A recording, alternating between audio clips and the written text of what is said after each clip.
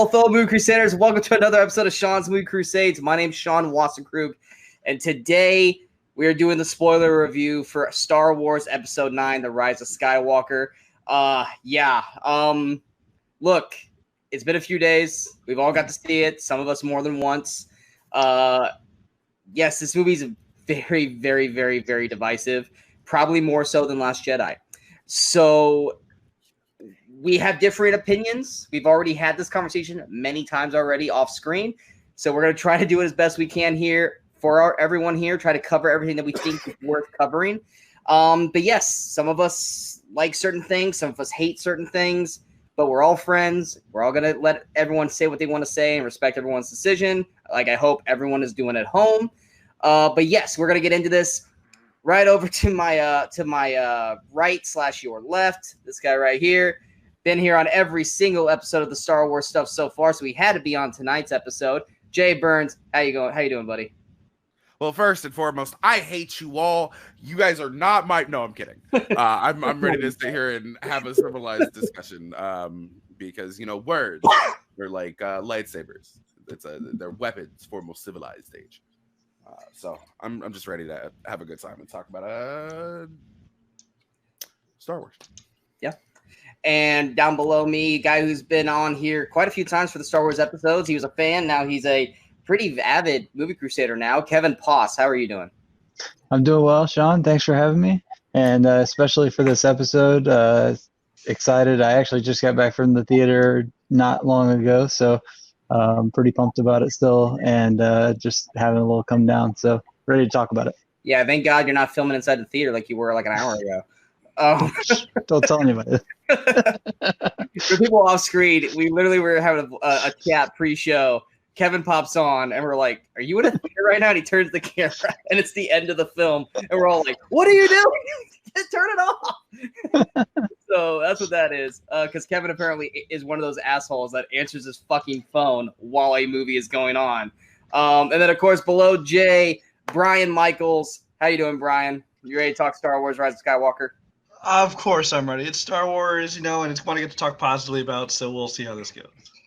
Exactly. Now, before we get dived into it, I mean, like I said at the top, it's Star Wars. The fans of Star Wars have become incredibly fucking toxic. It's turned pretty bad. Worse than Game of Thrones has this year. No one's going to be happy about this. No one was going to be happy coming out of this movie. It was a lose-lose situation. That Disney, Kathleen Kennedy, J.J. Abrams, they're all going to a lose-lose situation that they created. It is their fault that this happened the way it did. But it's like, look, you're going to either piss everyone off or you're going to make 50% happy, 50% hate it, which I feel like is what they try to do with this movie. But, I mean, over the last few days after this movie came out, I got tired of talking about this movie because everyone was just getting so butthurt about this film because if you didn't agree with them, I literally had someone go, they were talking about what they liked, and I was like, okay, I get that, but X, Y, and Z, and they literally went, that offends me that you don't agree with me, and I'm like, wait, I offended you because I didn't agree with you on Star Wars? And at that point, I was like, I don't even want to talk about this, which is why I posted that whole rant I had on Facebook, because I was just like, if we're getting to the point where it's like, just because I don't agree with you, I offended you. Like I could offend you. I could offend you if you want me to offend you, but it's because of this movie I offended you.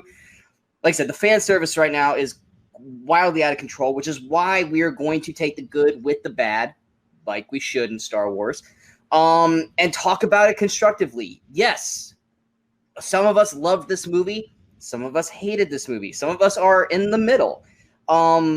And we're going to try to talk about this constructively because we're not going to be like all the people who are unprofessional online who are just like, if you didn't like this, you're wrong. Or if you like this, you're stupid. It's Star Wars. We all love it. We're all passionate about Star Wars. And if you guys have been watching the Movie Crusaders ride through the Star Wars galaxy, we butchered the shit out of these movies, but we all still love them. Right, Jay? Yeah, exactly. Yeah. I mean, Empire Strikes Back. Watch that video. Watch us. That's what I'm saying. I ripped the shit out of that movie. I fucking tore that movie a new one, bro. But it's my favorite one. Exactly. So like, the Star Wars movie is perfect, and because give me of 26 years, and I'll fucking probably love this one as much as I love that one. Exactly. It's fresh. It's new, so people are a lot more heightened about it, just like they were with Last Jedi 2 years ago. But it's one of those things where it's like we tend to let Star Wars get away with a lot of things that we don't let other movies get away with, which is true because it's Star Wars. And there are things in this movie that if another movie had done it, we'd be like, F that movie. That movie's horrible. The movie's trash. But with us, it's like, it's Star Wars. We're going to let it get away with it. But let's go ahead and go to overall thoughts. Let's go with Kevin. Kevin, you literally just got out of this movie a second time. So let's start with you first. What were your overall thoughts of The Rise of Skywalker?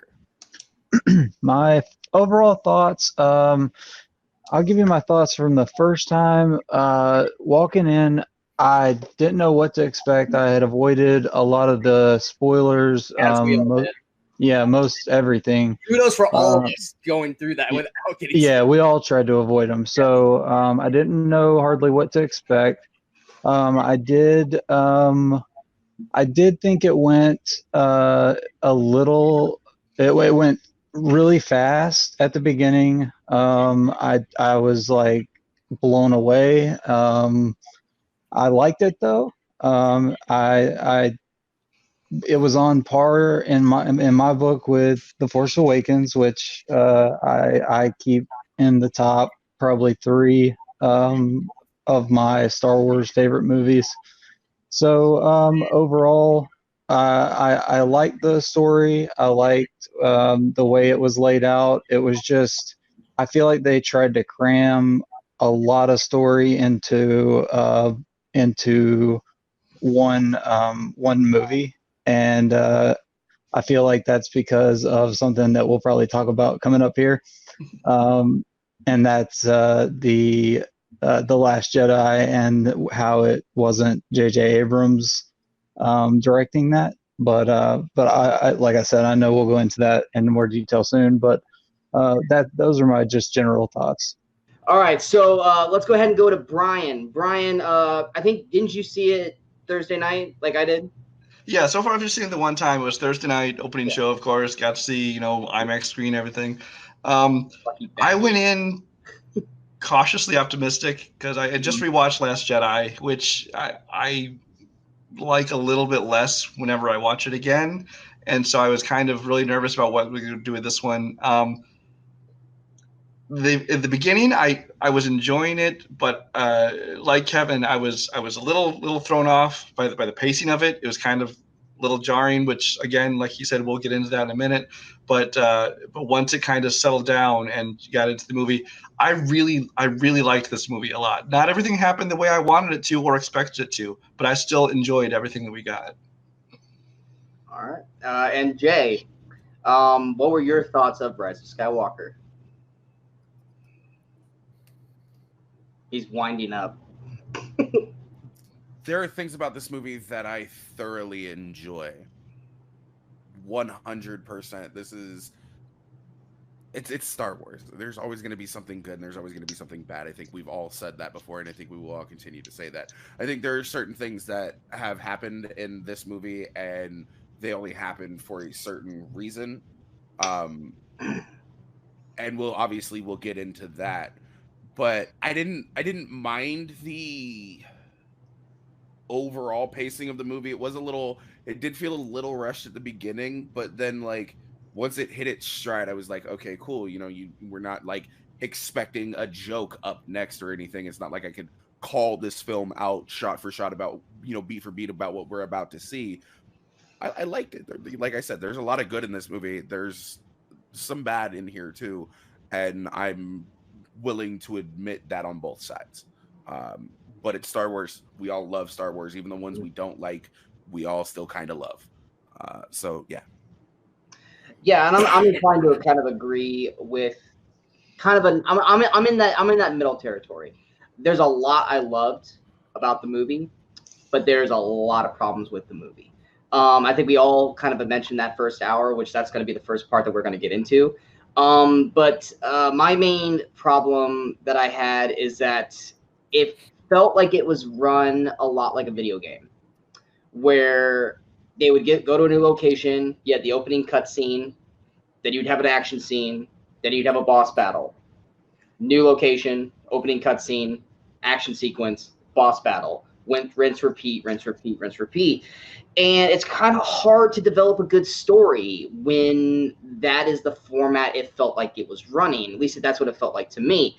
But yeah, like I said, lot to love, which we're going to get into, but there's a lot wrong with it, which we're going to get into. So let's go ahead, since we all kind of brought it up, let's go ahead and go into that first hour.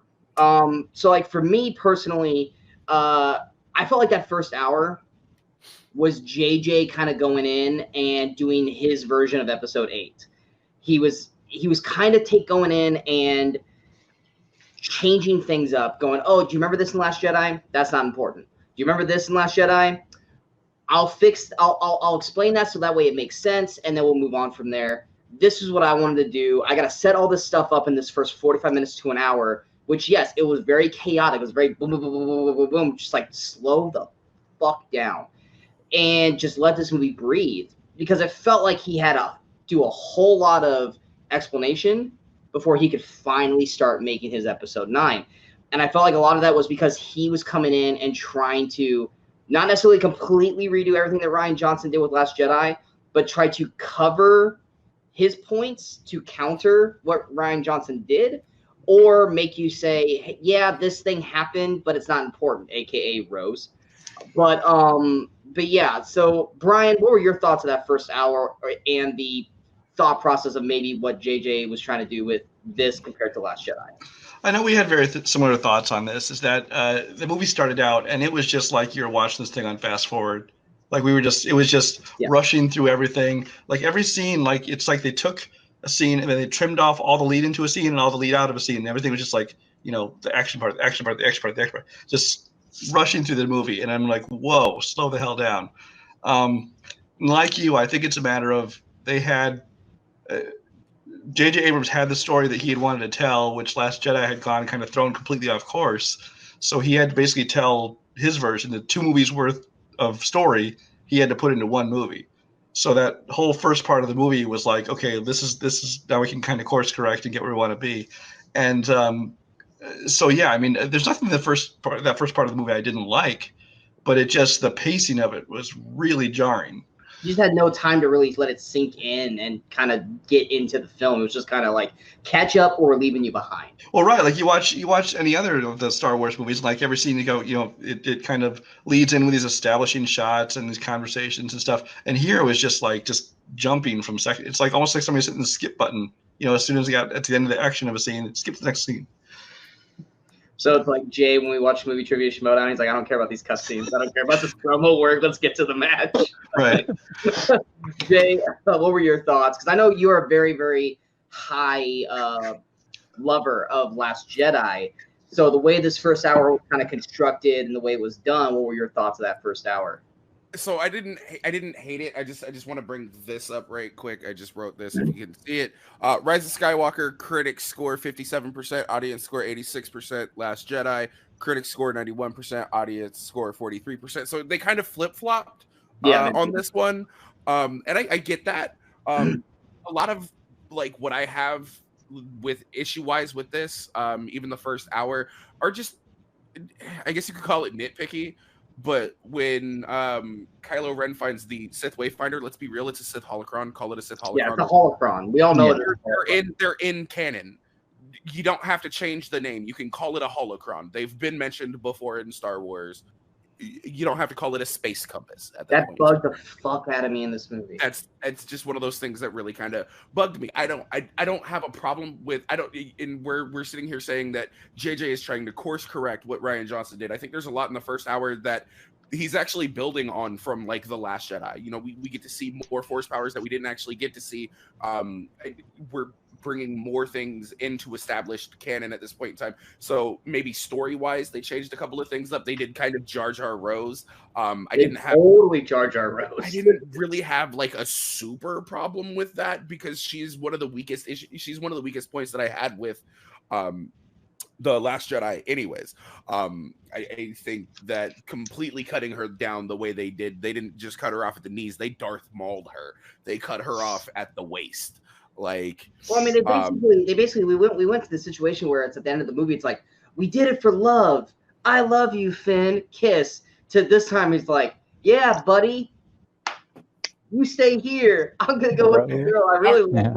Awkward handshake. I'm gonna lean in halfway and give you a one-handed pat sideways, on the back. Yeah. But and then like the whole rest of the film, she's just kind of like that one character that's just annoyed off in the corner. Like, even like it's almost like she's playing herself. She's like, I got fucked out of this film. Well, no, okay, so don't like me. So this is where like one of my other kind of issues comes in, and you know, we can talk about it or we don't have to. A lot of what I saw happen in this movie, and a lot of what was brought forward after what J.J. Abrams did, and you call it course correcting, there was a very vocal audience for The Last Jedi who just absolutely shit on everything, and we already talked about toxicity in the fan base.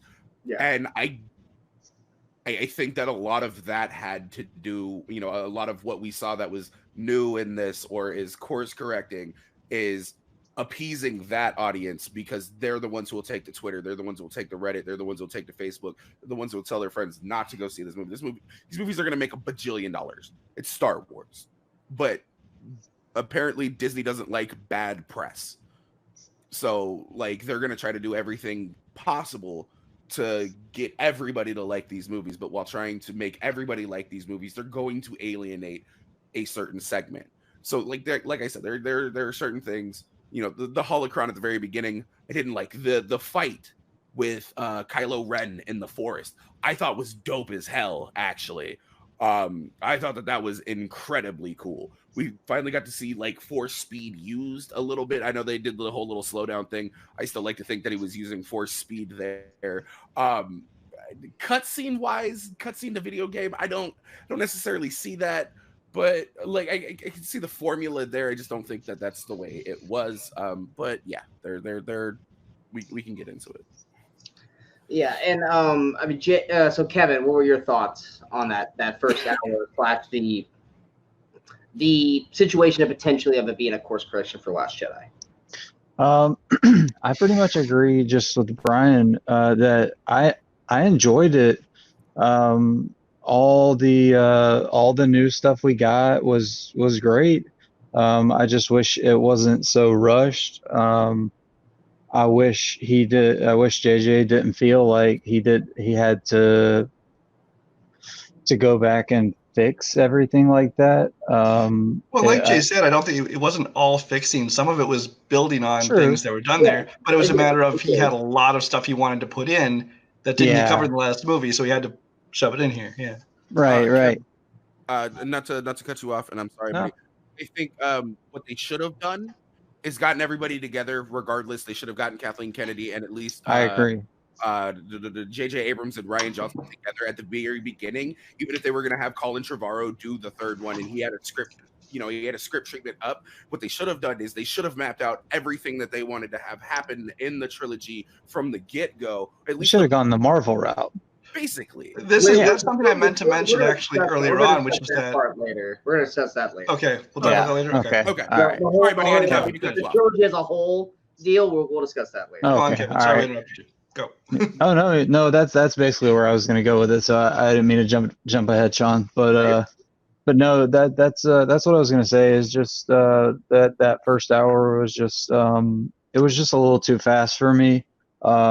That's why I'm glad I did see it twice, and I'll see it multiple times, obviously. But I mean, I caught things the second time that I totally missed the first time, and I'm glad I did. But yeah, I mean, it's just a matter of being able to, you know, how you watch a movie and how you take it in, and that's just how I am. But yeah, it's kind of sad that's the way that this is perceived, because I don't want that to be what everybody talks about when they talk about this movie, because overall this is a great movie, and I feel like everybody, we talk about the toxicity amongst the fan base.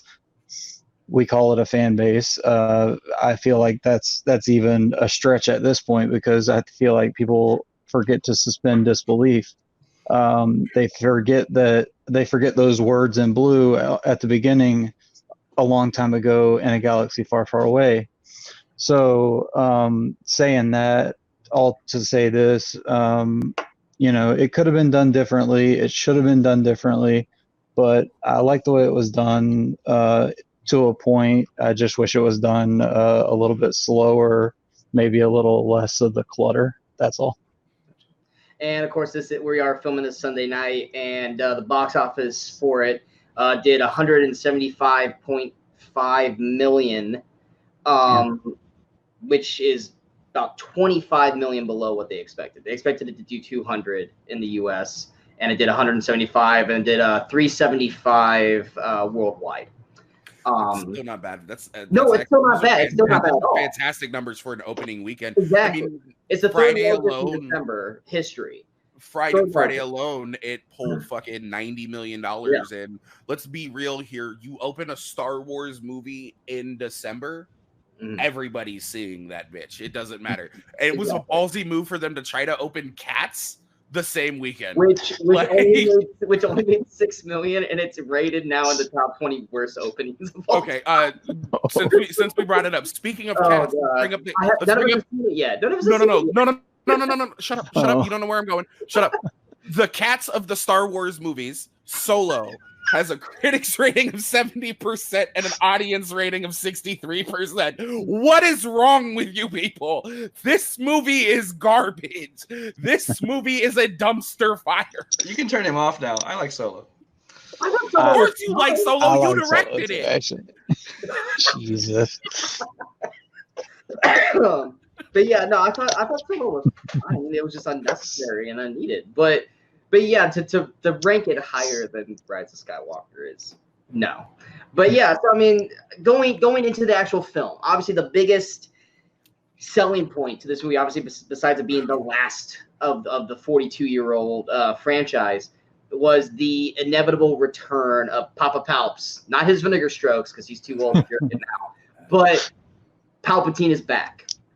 So a lot of speculation. What's that? The dead speak. Oh yeah, the dead speak is how they. Which is the weirdest opening. That was so weird. Star Wars. I remember sitting there just reading it, going. So that's a tie into what they did in Fortnite, which is what Brian was talking about the other day when he was like, "Oh, my kid's playing Fortnite, and they're doing a Star Wars thing." Like that's where the original message came from, and at that point in time, we'd all seen the trailer, but Palpatine was dead at that point in time. The dark side. I don't play the Force. Fortnite. Is unnatural. Yeah, I don't. We will correct the error. But yeah, so Papa Palps. I mean, there were speculations on whether he was actually alive, or if it was a Force ghost, or Force Sith ghost, or anything like that. But no, in the first 5 minutes, like, yeah, no, he's alive. Because Kylo goes looking for him right off the bat. Which, okay. So is Snoke like clones? Yes. Wait, was that what I got there? I counted them today. There were 2 more he had in tanks. Yeah. Was Snoke like a test tube baby? He definitely was. The question is, are there more like him, or were those like in Alien Resurrection, where those were like failed attempts before they got one worked or something? I don't know if those were like ready to go in the can, or if those like you said, if those were failed, but. Yeah. But there were at least 2 more. I saw 2 more little Snokes there. It was, I don't want to call them baby Snokes, but so quickly that I was like, no, pause, stop. What? Go back. I know. That's why I was glad I saw that again. Okay, maybe the novelization will explain it more. But I remember just going, what? but yeah, I mean, Kylo goes in there. He's going there to kill Palps, and of course, Palps, the wordsmith that he is like, no, go kill her. You don't really know who she is, kind of thing. But yeah, so I mean, the way they did it, which is like they try to make it believe that Palps has been orchestrating this whole thing from the very beginning. He never died in Return of the Jedi. And then he's the one who created the First Order, but then he also wants the First Order to be destroyed because he's got the Final Order. But anyway, Palps has been orchestrating this whole thing through the whole franchise now, or basically. But Jay, what were your thoughts on Papa Palps? Oh, not to mention. That's right. Sorry, not to mention. Also, we got new Stormtroopers. We got new Star Destroyers. There was like 1 billion of them on that planet, which was Exegol. But yeah, we got red Stormtroopers that look badass. We got the Knights of Ren. New Praetorian Guards. Yeah, the Imperial Guards. Red and black always look great. Those are my 2 favorite colors, so I love watching red in there. But yeah, Jay, all that stuff. Papa Palps, Snoke is a test tube baby, Empire shit. So there's a lot here to unpack. And our other movie crusading homie who is not here tonight, Mr. Douglas Cassell, said it best when we were talking about it the other night. If you don't see somebody's dead body, they always come back. I don't agree with that because they threw him into the reactor of a Death Star, and that Death Star crashed into a planet. By that logic, but that means Han Solo is still alive. By that logic. He's not wrong. But Han is dead, and we didn't see Han's dead body. We saw Han fall down a shaft, just like Palps did, just like Maul did. I understand that. I understand. And Maul comes back, but Maul doesn't come back in movies. He comes back in the TV shows and the comic books and the regular books. Unless you count Solo. We will get to that because he looked younger in this movie than he did in The Force Awakens, and I'm just like, what the fuck? Oh, Han? Yeah, we will get to that. He did look better. But what was your thoughts of basically them saying that Palps was in charge all along? Snoke was basically like a puppet of Palps kind of thing.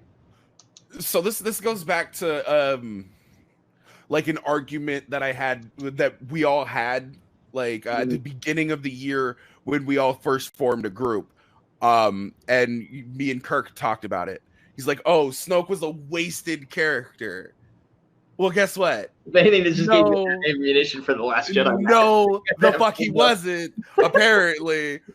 But I mean, so if you think about it, he has been the mastermind behind everything. He's the mastermind behind creating Darth Vader in 1, 2, and 3.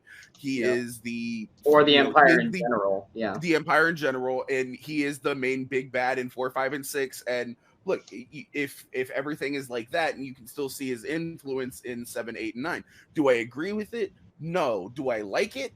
Kind of. I like Palpatine as a character. I mean, and he does say to Anakin, the teachings of the dark side are unnatural to some, and he even harkens back to that quote in this movie. So maybe there was some Force manipulation. Maybe he did use the Force. Maybe he used what Plagueis taught him. I just wish we'd gotten a little bit more of that, because I know that we're going to get into it here in a little bit. I loved that. Every single one of those Star Destroyers is now basically its own little mini Death Star. It was only a matter of time, though. Yeah, escalation is one thing, but literally we went from a moon-sized planetoid object to a planet, then to a ship. We didn't see anything in between to shrink down. Kind of disappointing it's a lot like phones today. We had the big phones and we got the little phones. Now we got eventually it's gonna be like the Will Ferrell sketch on Saturday Night Live, where it's just like it's gonna be Zoolander. It's gonna be Derek Zoolander's phone from the first Zoolander movie. No, I didn't hate that. Ian McDiarmid always does fantastic. The way he looked, the just decrepit nature of him, I actually really liked it. Yeah, his fingers. The missing bony stubs, I mean, the fucking milky white eyes, the life support machine that he was hooked up to. I like that design. Mm-hmm. I like the fact that we got Ralph McQuarrie fucking designs back that we haven't seen in forever, but were fucking concept art for a Sith throne all the way back from the original trilogy. We finally got to see them put into use. I loved that because I love art design like that. It was just fantastic. It was amazing to see. Palpatine pulling the strings makes sense to me. He has shown himself to be the most devious mastermind person in the Star Wars universe, so it would make sense for him to be able to do something like that. Kylo Ren, I'm happy to finally see him doing something instead of just standing around bitch slapping General Hux and yelling at everybody. Like he actually does something, and I'm like, cool, finally we get to see you in action. I love that. Even some of the newer just like Sith officers, or can't call them Sith officers, First Order officers. Richard E. Grant as Admiral Pride. Okay. That's a new good character. That was a new good character. I love that. He takes no shit. He gives no fucks. He's like a mix of Max von Sydow and Werner Herzog. So we get a little bit of Mandalorian thrown in there. We get a little bit of The Force Awakens thrown in there. But like just a stone cold pimp, bro. I like the new Empire outfits. The dark with the red undertone. It's like the Sith Empire is breaking through the actual Empire, and it's finally starting. The facade's finally starting to crack. We get to see the ultimate evil sneaking through. I like shit like that. I don't hate that. Mm. So, Brian, what are your thoughts? Jay's covered most of it. I really liked. I like the new look of the Empire. I'll start with that. I like that the weapons look cool, the uniforms look cool, except maybe the Sith troopers and the red armor that ensures that they're never going to blend in anywhere. But maybe they're meant to be more. They blend in on Mustafar. They do. Yeah, and that I guess it's supposed to be more of an intimidating. Kylo was on at the beginning of the movie. I was going to say the opening planet. It was awfully red, wasn't it? Yeah. Or maybe they were just meant to be more intimidating. So that works. But Palpatine, going into this movie, I was really not big on the idea of bringing Palpatine back. I was like, really, we're going to go back to him? It just felt like we're stepping backwards again, and I didn't know why we needed him, which, later in the movie we find out why he's involved so much in this one. But I liked the look of it. Like he was talking some of that same McCory kind of imagery to it, the whole umbilical thing going on there. I mean, they never explain like how he survived or who found him or all that kind of stuff. But again, I don't think we needed every little piece of it explained. I'm sure they'll explain it in books or comics or something else. The whole final order that he's building up. I mean, I kind of get that because I mean, there was the First Order, which I think he kind of he needed time to build up this final order of his with this Legion of Star Destroyers and all this kind of stuff. So I think he wanted to go ahead and let the First Order thrive because in the meantime, they helped to thin out what was left of the rebellion. Because, I mean, they took out everything except basically, that small group of people that was left. So it'd be even less that he has to conquer once he institutes his final order. So really, I was surprised at how much I actually didn't mind Palpatine in this movie, and I loved the way they actually integrated it.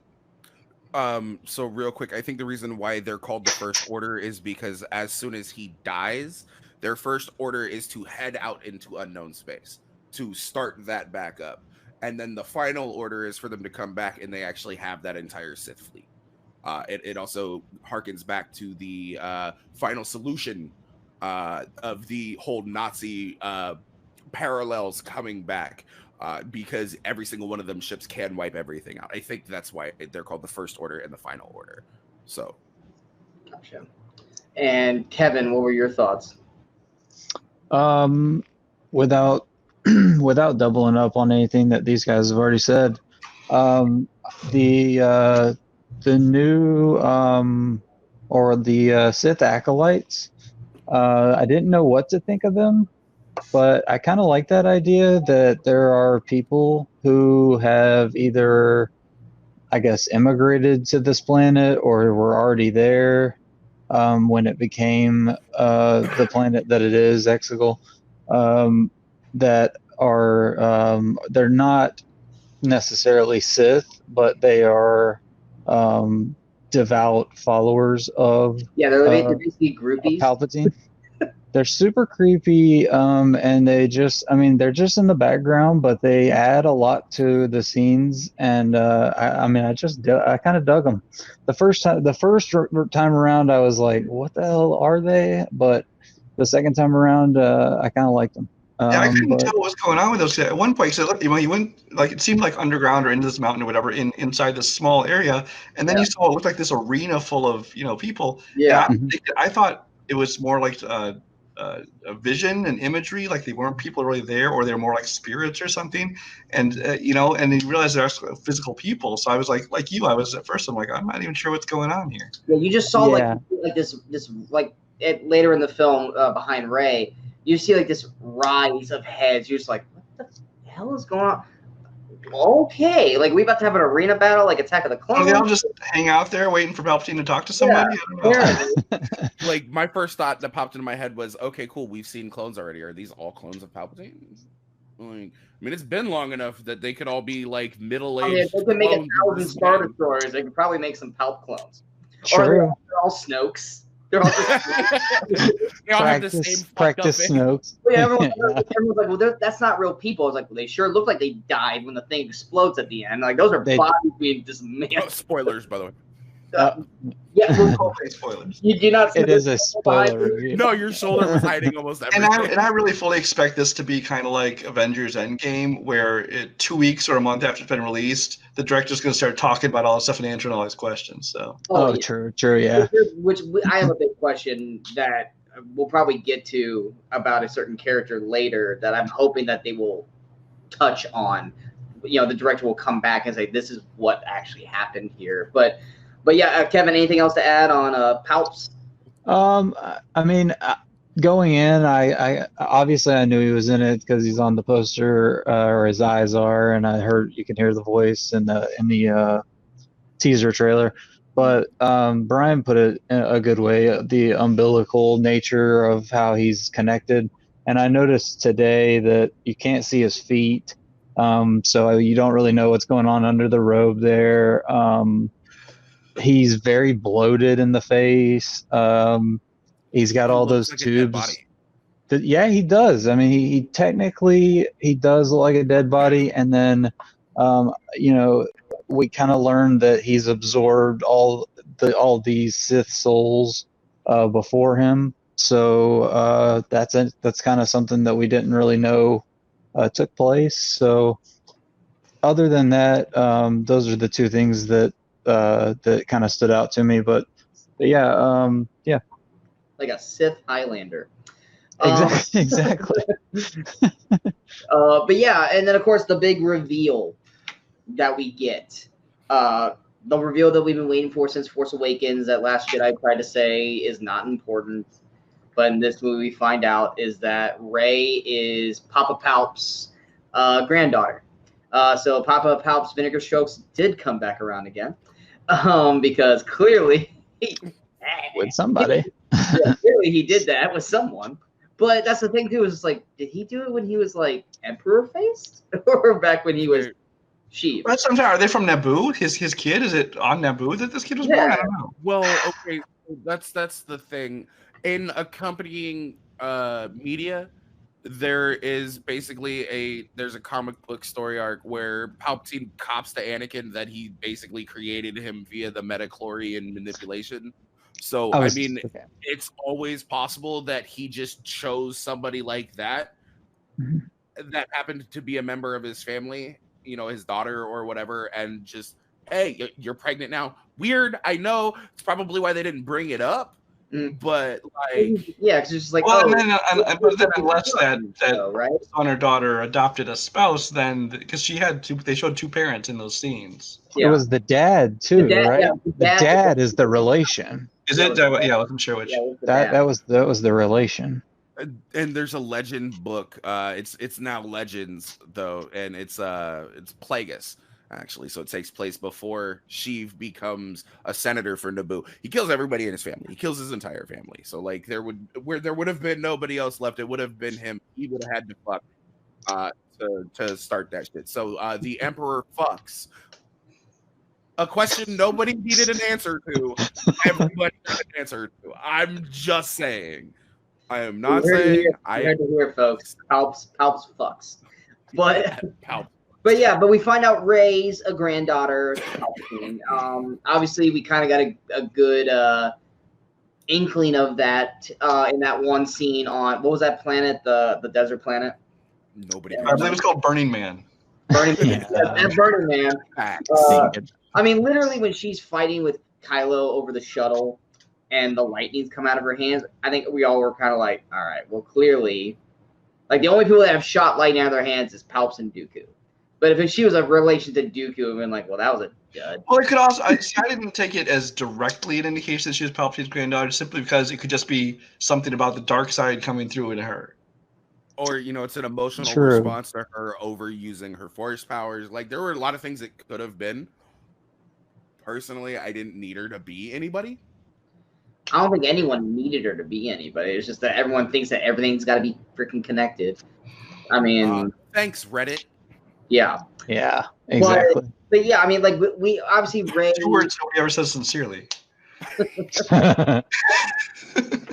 But I mean, obviously Rey had a big story arc this time around. I mean, she's had a story arc through the entire franchise. I mean, in Force Awakens, she was the nobody girl who just randomly was just really, really strong in the Force, who kind of was learning as she goes. In Last Jedi, she meets Luke. Luke basically tells her,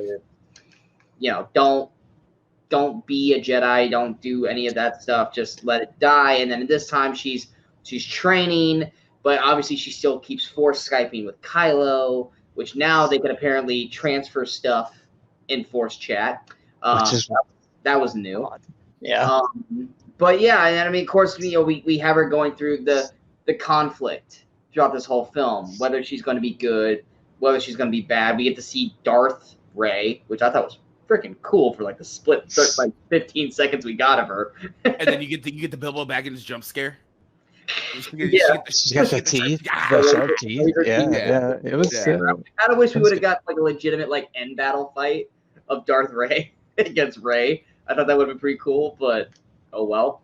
But I mean, it's just, I mean, with Rey, I mean, we had the confliction of her finding out she was a Palpatine, her not wanting to be a Palpatine, her knowing that she will fail and she will go bad, so she tries to pull a Luke and go to Act 2.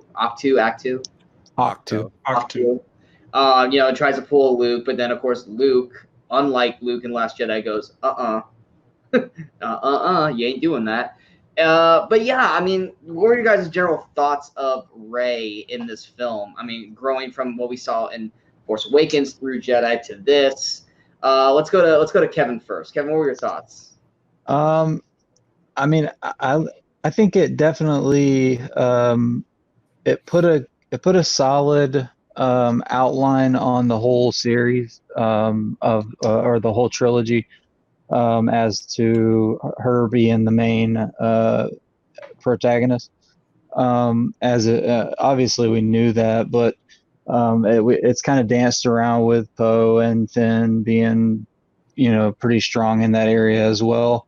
But nobody knew that she was going to be the Skywalker that was going to rise and all that. So I like how they did this. I didn't know that she necessarily needed to return to Octu and all that. Felt like that was maybe a JJ going back on the Last Jedi thing. Yeah. But otherwise, I love how they did. I don't want to go too far to the end, but I love how they tied together, like her new lightsaber is made from her staff. And that's, a tie-in to her beginnings. She slides down into the hovel, the Skywalker hovel, and that's from the beginning. The last Star Destroyer crashes into her home planet, right next to the first one. I mean, it's like everything it just comes full circle around Rey, and I think that's a beautiful way to tie things together. So I really like the way they did that, and I think that JJ did a good job with that. Brian? I've loved Rey throughout the whole trilogy. I mean, even in the parts that I didn't enjoy as much, I always liked her. I thought she's a very good character. I thought she was done very well. I thought Daisy Ridley does a great job with her. And in this one, to kind of see her, she has much more mastery of her powers and things like that. And her kind of arc, it all made sense. Nothing seemed unearned to me. As far as her heritage to Palpatine, again, it was kind of one of 1,000 things people predicted, you know. But again, I didn't really have a problem with it. I mean, just the chronology of it is still a little up in the air of the whole, you know, Palpatine and when he had his kid and when they had this kid. Because I kind of think that she had to have been born roughly about the time of, I'm going to say, Attack of the Clones, because you figure, because isn't Jedi like 20 or 25 years after Force Awakens, or Force Awakens is 20, 25 years after Jedi?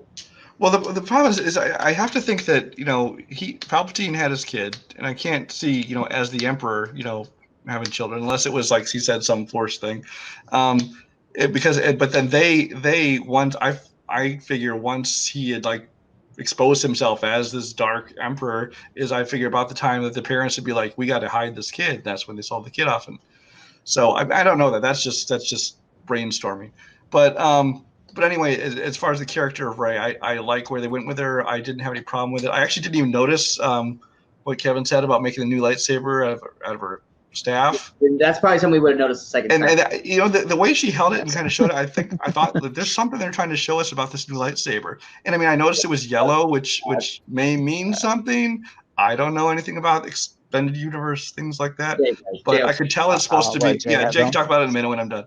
But yeah, it's like I could tell it was supposed to be showing us something cool. But I'm like, okay, it's a yellow saber with a different handle. That's all I can tell.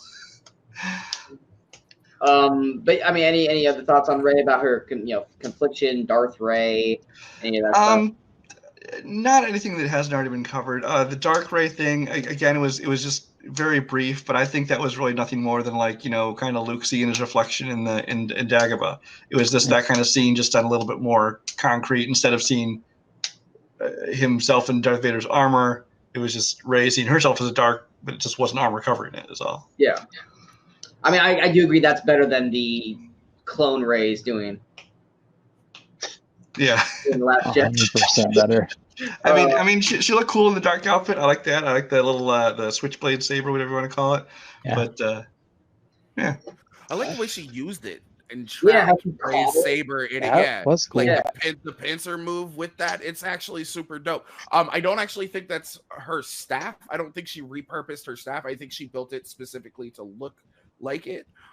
Sorry, but you didn't go to me yet. I will hold off. RJ, you're up. Go. Oh, okay. Also, you know, we've talked about this whole she's gonna go bad thing, that this whole like issue that she's having with her own thing. I'm gonna get real nerdy with y'all right quick. Y'all ever play Skyrim? When are you gonna get nerdy? Yeah, I was like, no. I'm gonna get nerdy even for nerds. Okay, I'm about to drop a Skyrim quote on y'all. Skyrim. Oh. What's better? Hey, get back here! It's not Fortnite. Come on. But what's better? To be born good or to overcome your evil nature through great effort? And I think that's really what this is. You know, that's the like main bad guy that you have to kill. You know, in Skyrim, who is actively knowing that he's evil but trying to do good in the world. And I think that's really kind of like what, once she finds out she's a Palpatine, or she finds out that, you know, she has the ability to do great evil. You know, she does what she thinks is right by going to Ahch-To and trying to cut herself off from the Force, instead of just being like, who knows, maybe there's a chance that I could become evil. But you know, it's weird because a lot of people think kind of the same way. Oh, well, you know, my family's fucked up and I'm just gonna follow in the footsteps of my family, no matter what I do, no matter how hard, no matter how actively I try not to follow in these footsteps. Ultimately, this is where it's going to lead me. So I could see where that conflict comes from. I kind of felt like Mark Hamill phoned in his ghost performance in this one. I didn't hate it. I liked the fact that we do get a Luke Skywalker who is what's the word I'm looking for? Why am I forgetting words right now? Wow, I really forgot that fucking word. It was right there on the tip of my While tongue. he's thinking about that. Yeah, One thing I thought that was actually real weird, or not weird, but unique, is that like with Luke, in Empire, when he was like, you have the ability to go bad, you have the ability to be like your father, he was just like, no, I won't, and just went off and just continued to do his thing and went to go save Han and Leia. Rey gets that same opportunity, and instead of going, no, I'll be fine, I gotta go save Finn and Poe and save the world, she goes, fuck that, I know I'm not strong enough, I'm taking myself completely out of this equation. And she was just like ready to just say, I'll just stay on Octu. They got this. They'll handle it themselves.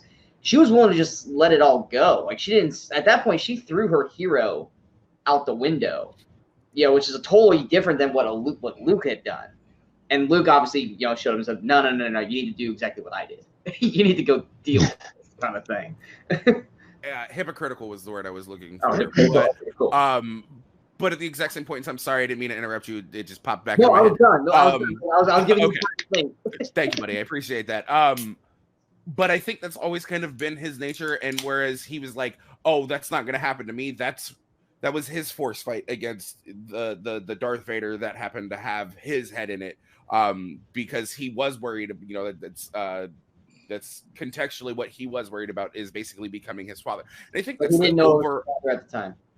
I understand that, but he still sees the ultimate evil and he pops the head off and it's him. He sees in him the ability to still become that. Yeah. So I think like that's an overarching thing that happens through all of the movies, that everybody has the ability in them to become that type of person,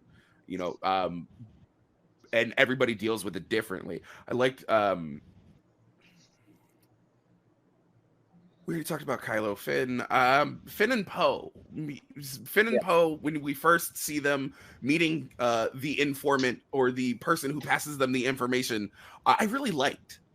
I called it right then and there. I was like, I know exactly who the spy is, because I was like, there's no way it could be anybody else. It's gotta be Admiral. It's gotta be Hux. Can we speak on that real quick? So they make Hux the spy, which I'm like, okay, cool. That's going to be an intriguing twist. But before it even becomes a issue, kills him. It's like, Kylo doesn't ever even find out about that. But at that point, it didn't matter because Kylo turns good at that point in the movie. So it's like, you had this opportunity. You gave us a hook. We were like, oh, okay. I knew it, kind of thing. And then you're just like, the next scene, boom. It's not a big deal. It's just like, what the hell? I go back and forth on it because I feel like, you kind of guess he might be the spy, and then you find out he is, but he's never going to be really fully working with them because they're not going to trust this guy who's killed however many people and whole planets full of people. But I believed his motivation though about I just want to see Kylo Ren lose. Yeah. I totally believed his motivation. So then you come down to where could they go with him from there. And I'm not sure there was much farther they could go with him from there. And his character really has always been a caricature. He's been an over-the-top screaming villain. So to use him as just a sudden thing, like, boom, he's dead, and just a moment of shock for the movie, I kind of get it. In some ways, I think, it wasted. They could have done more with it. But on the other hand, I'm like, I don't know where else they would have gone with it. Because it's not like he's going to go back to the rebellion with them and work with them, I feel like if they wouldn't have already I know we haven't talked about this yet, but if they wouldn't have wasted the fake out Chewie death and the fake out C-3PO thing, if they wouldn't have wasted all that other stuff, then maybe that wouldn't have impacted so much. Like it wouldn't have seemed so. It wouldn't have seemed like such a, oh my God, why do they keep doing this? But that is one thing that I noticed. Well, that's the logical closing point.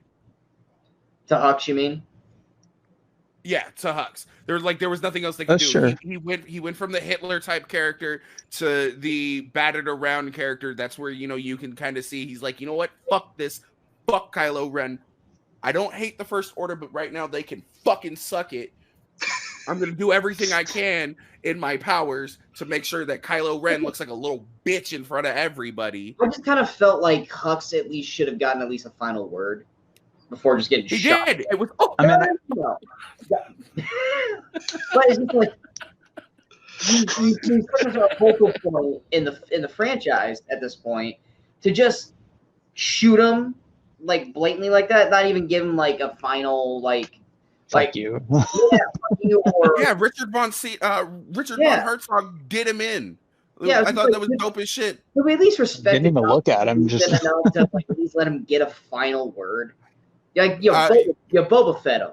You just went bam, died. It's not even that he fell he fell victim to the classic stay strapped or get clapped. He wasn't strapped. He got clapped. There's no coming back. There's no coming back from that. I do love that moment where he's like, "Shoot me in the shoulder," or they're gonna give it away, and he shoots him in the leg. Shot him in the leg.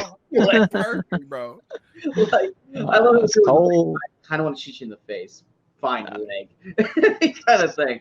But since we brought them up, Finn and Poe, let's just combine them together because they basically are the bro ship in this trilogy. When they're together, I love it.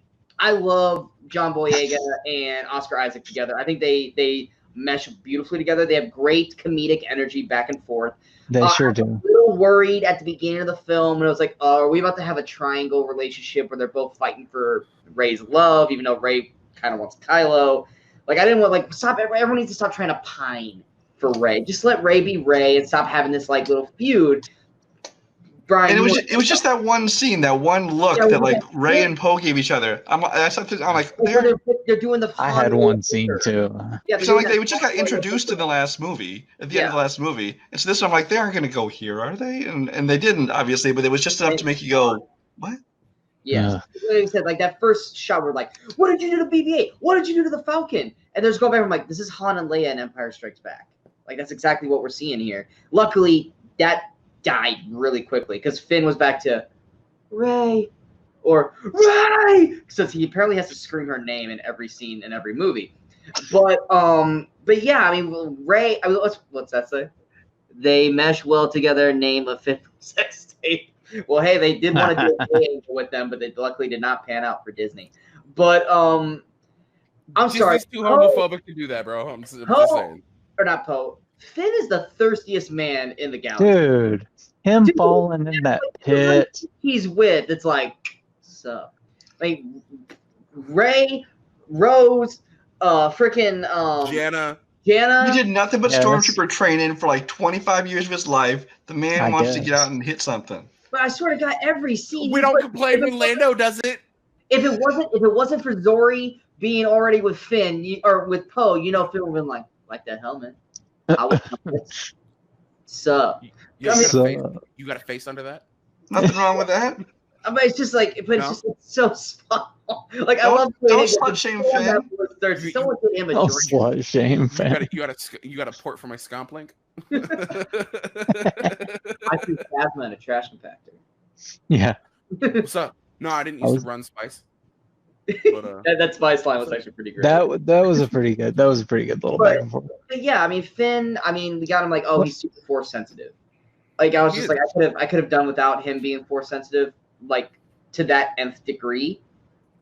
He could be force sensitive, but stop trying to make it such a freaking focal point. And the whole Rey, before I go, I gotta tell you this. Yeah. I love how they turned that into a joke, though. What were you gonna tell her? Oh, something when I'm not around. Yeah. Come on. We all know what it is. Bros do that shit though. I've literally been around friends of mine who are like, "Yo, I gotta tell you something." I'm like, "Oh, what you got to tell them?" I'm gonna tell them when you ain't here. I'm still gonna find out. I think if they had kept it so serious, it would have been a problem. But because they turned it into a joke, I had no problem with it. It was they never did it. They never did it. It was just left off. It was he was gonna tell her that he was force sensitive. That was not what he was gonna tell her when he was about to. You've lost me on this force sensitive. Did I miss something? When Rey effectively dies at the end, he goes, can feel it. Rey. He pulls the Princess Leia from the Force Awakens. Yeah. Stops and grabs his chest just like Leia did when she sensed Han's death. And then I think I might be reading too far into it, but I don't legitimately think we are, because I think that's exactly why all of those I don't think that's what he was going to tell her, but I think that's what he was going to tell her, because I think that's exactly what all those other stormtroopers were. That's why all those other stormtroopers. That's why that entire battalion of stormtroopers that's on that planet laid down their arms and stopped being stormtroopers. They heard. They felt and heard and they were just like, nope, we're not doing this. I think like literally when we come back to it, because it doesn't matter what anybody says, we're gonna get a 10, 11, and 12. They're going to be the first members of the new fucking Jedi Order. It's gonna happen. I'm not against that. That's no, neither am I. Yeah, I mean, okay to me, it makes perfect sense. Take somebody from the dark side, take somebody who was a stormtrooper from the dark side, turn him to the light, make him the ultimate fucking good guy. Might as well. It's every story ever. Bad guy becomes good guy. Darth Revan did it in the fucking Old Republic. We can do it with stormtroopers here. Like, I mean, then of course, with Finn, I keep saying Finn, with Poe, Poe also is just like, that's my past. I don't want to talk about it. Then we go to whatever that planet was with Zori on it. You don't remember what it's called? I don't know what it's called. It looked like Hogsmeade from Harry Potter. It did look like Hogsmeade. It sure did. But it looked like Hogsmeade from Harry Potter. Okay, they shot the entire movie in fucking in Orlando.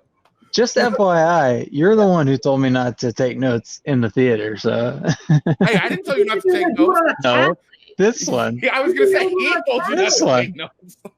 No, I was gonna take notes. That way we knew the names of the stuff and all that. But whatever.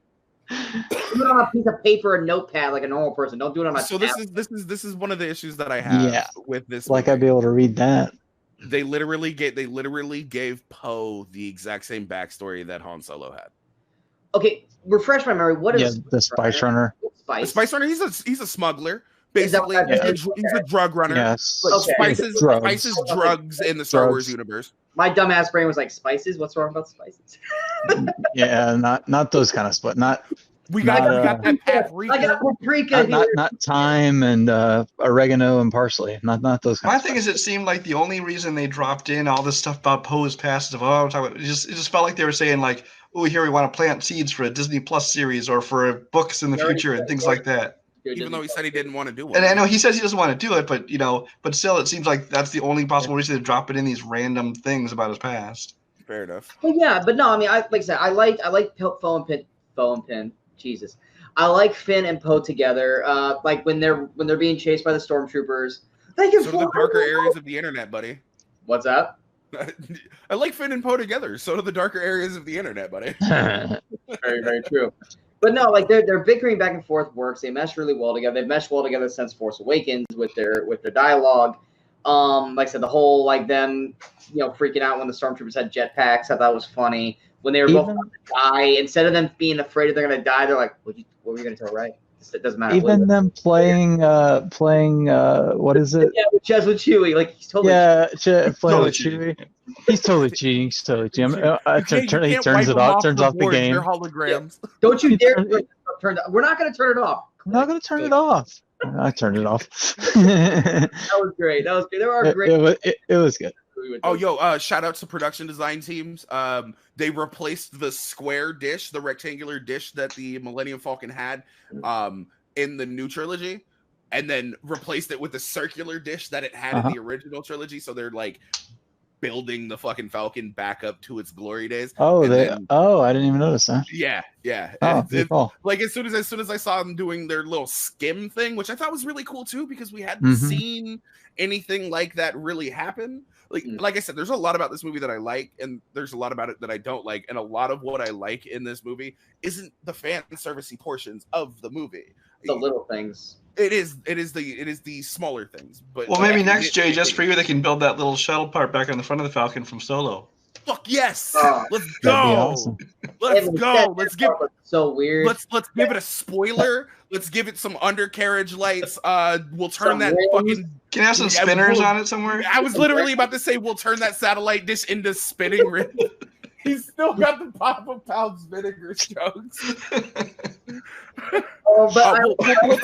Armrest, space decals on it. Like, but what I liked also about Finn and Poe is that we knew from pretty much Last Jedi that Poe was eventually going to start running as the lead general. He was going to be the general. He was going to run everything once Leia was done. And the moment he becomes general, he's like, "Nah, I can't do this without my buddy Finn, co-general. Let's do this together." General. Because I like that. We all know that Rey is probably gonna be Jedi General, kind of thing. Like She already is. So you know That's that what the reminded me yellow of? lightsaber is. What's that? Okay, so there's Brian will know the scene in the movie. It's the doctor. But it really kind of reminded me of Jojo Rabbit. Oh, like the hip. Yeah, that part. Yes. Oh, that part. Okay. Gotcha. Yeah. And I was just like, oh, see, look, it's a callback to movies that happened this year too. I actually dig that. That their interactions have never been an issue for me. No, I don't think it's been an issue for anybody on our panels like at all. They work really well together. Their fucking chemistry has been on totally point since not that it will ever 7. happen, but I would totally be down for just a Finn and Poe show. Oh yeah. Or a Finn and Poe series kind of thing. Like I would love just watching those two just going off and doing little adventures. Oh god, that'd be funny. It's basically what Winter Soldier and Falcon are going to be doing, but just do a Finn and Poe series. Like I'd be down for that, and then Rey's off just kind of doing Rey things. Let's get this one out of the way because he has to be talked about, even though I'm not a fan of him. But he's too much of a focal point in this damn movie to not talk about him, and that's fucking 3PO. Why did they make? Obviously, Anthony Daniels is like, if I'm going to come back and be 3PO, you better actually give me something to do. They make him way too much of a focal point in this damn movie. They make us think that he's going to lose his memory, which I'm like, good. But it's like I love that. I love how they don't think R2 has the ability to give him his memory. I was gonna say at least it wasn't overrated R2. Just saying. I will agree with that. Don't you blast? At least R2 wouldn't have like yammered the whole movie. R2 just would have been like, "I got this, cool, let's do it." That's what C-3PO has always done, is yammer through the movies. But no, even in this one, he's just being a little whiny. That's every Star Wars movie he's been in. Whiny, but he's condescending in this one too. Yeah, like, he's in the back. Whoa! He so is. He's C-3PO has always been condescending. But he was to the ninth degree. He took R2-D2 a bucket of bolts. Let's be real. He's always kind of talked down to R2-D2 and everybody else. Yes, to the actual people though. But he's always kind of talked down to everybody who wasn't Anakin or Leia. Let's be real here. I don't know. It felt like, especially when they were in the tunnels, it's like 3PO, shut the fuck up, bro. Okay, so Poe does one of my favorite things in the tunnel. When Rey ignites her lightsaber, he literally just holds up his flashlight and does the exact same thing. It looks like it's almost like a penis joke or something. Well, no, it's more like every other kid who's ever turned on a flashlight and pretend it was a lightsaber. Okay, or that. That's where I was going with it. Because I've done just that. I've been like, Rey, I can do it too. Especially on like a foggy night where you can really see the beam. Yeah, bro. Yeah, but yes. If you have never done a you're a fucking liar. Yeah, no, you're right. I was about to say. Fan. But yeah, no, like I said, I did it last night. Yeah. We're not going there. I was gonna say, let's not. But yeah, 3PO, honestly, I mean, what would have been a cool moment too is when they do finally turn him to be able to read the Sith thing. When he went red eye, I was personally expecting him to like go evil and like try to attack. But I thought he was gonna start spouting off in the Sith language. I just thought that was the end of C-3PO, and I thought, okay, that justifies everything before this. My friends. Bitch, they're not friends of you. They don't like you. I just thought, that's just going to be the end of C-3PO. I never thought as a fake out. I thought they perfectly telegraphed it enough that, R2 has a backup of his memory. And they said they can't be 100% sure it was work, but you knew. It was. I think it was clearly telegraphed that, like, he's not really going to be gone. So I didn't consider it a fake out at all. I considered it more like, here he goes for now. I didn't think 3PO was gone. Like, as soon as R2 sees him, he knew he was going to be fine. Yeah. Now, if he had been blown up into pieces, there's your fake out. But him just losing his memory, it was just... Which at that point, what the fuck? That's Empire Strikes Back. But I was going to say, they already did that. Yeah, I was going to say, they have done that already. If it had been like an actual, like, legit, like, he blew up, that's one thing. Oh, yeah, I know what you're saying. But, I mean, it was just one of those things where it's just like, R2 is going to fix him. It's going to happen. It's not a big deal. It's just like... But it's just like, what was the whole point of making him lose his memory anyway? Exactly. What was the point?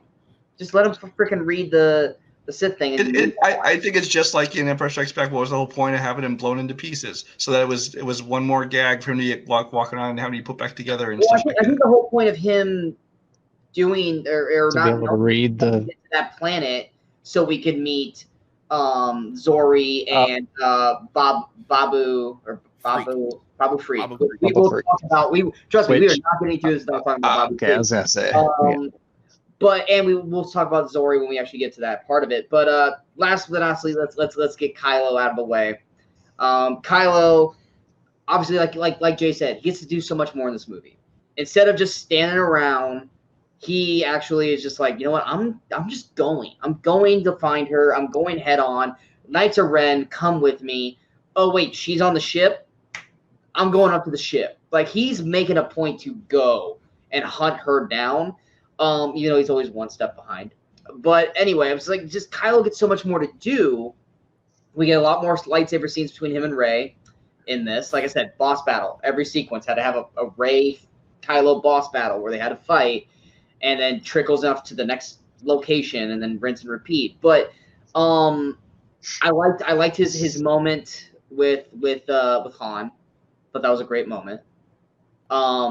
But yeah, I mean, what were you guys' thought? Adam Driver's been having a fantastic year in terms of acting. He really has. With Marriage Story, and I haven't seen the report yet. And even though I was not a fan of The Dead Don't Die, he was great in The Dead Don't Die.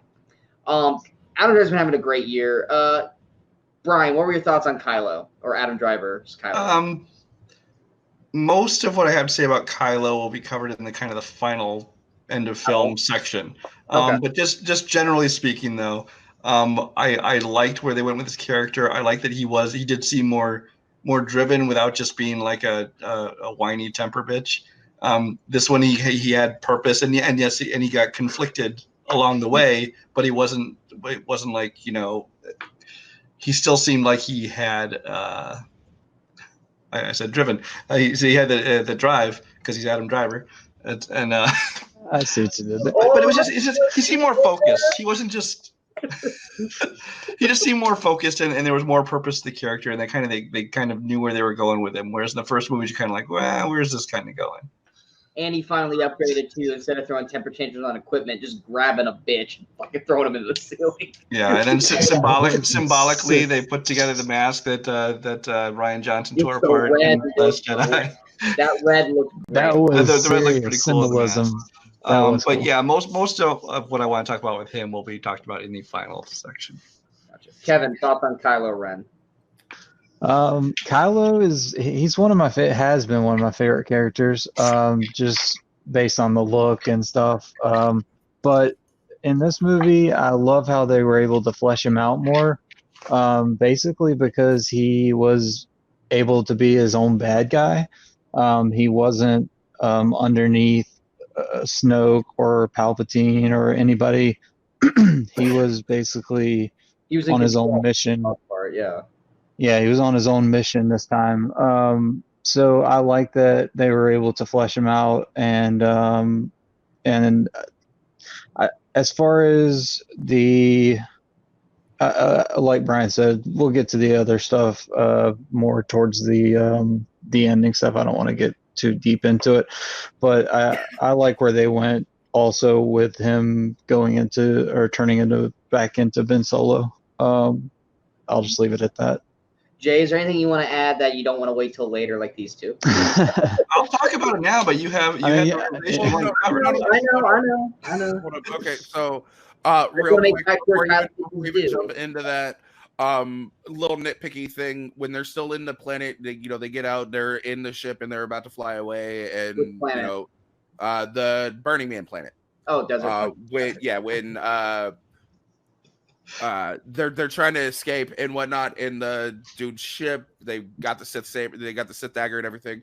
I thought that scene was really cool. It's that scene that everybody saw in the first trailer. Oh, the TIE fighter scene. Yeah, the TIE. Mm-hmm. It's a TIE silencer. TIE silencer, yes. That's his special. I really like that. I was wondering where they were going to go with that from the trailer, and to watch her slice through, run I want to Well, say you didn't is a think that's what force was going to happen? I knew that right away. No, I thought she was literally just gonna jump over it. I didn't think she was I gonna thought she slice totally- the wing I thought off she of it totally sliced or that. anything. But one thing that I really did like about this movie is they brought a lot of like force powers we've seen before to the forefront. We get a lot more force jumping. We get a lot we get force speed. I've said this kind of jumping too. We did get light speed jumping as well. One thing that I wanted to bring up, and I've said it as a joke to a lot of people who have seen the movie and who watch Mandalorian. There's a reason why they dropped the episode of Mandalorian like 2 days before the movie dropped. I literally was looking at it, and as soon as she did that, I was like, "Well, that's why the Mandalorian got released." Exactly. So, we get another one. We get forced healing. It's not something we've seen in canon before. How dare you do it? But it's okay when J.J. Abrams does it. But when Rian Johnson does it, fuck you. No, I'm kidding. I actually like it because it is it's something that's like so heavily ingrained in the video games. Every time you get to play as like a character who is force sensitive, whether you're light side or dark side, you have the ability to unlock this power. And for them to finally start to expand the force powers that we get to see is really cool. I thought it really made sense here because it's like Rey has gone farther in training. She took those original Jedi journals and she's learning these advanced force techniques. And like even like I would give Rian Johnson credit. I was talking about this with I think it was Sean the other day.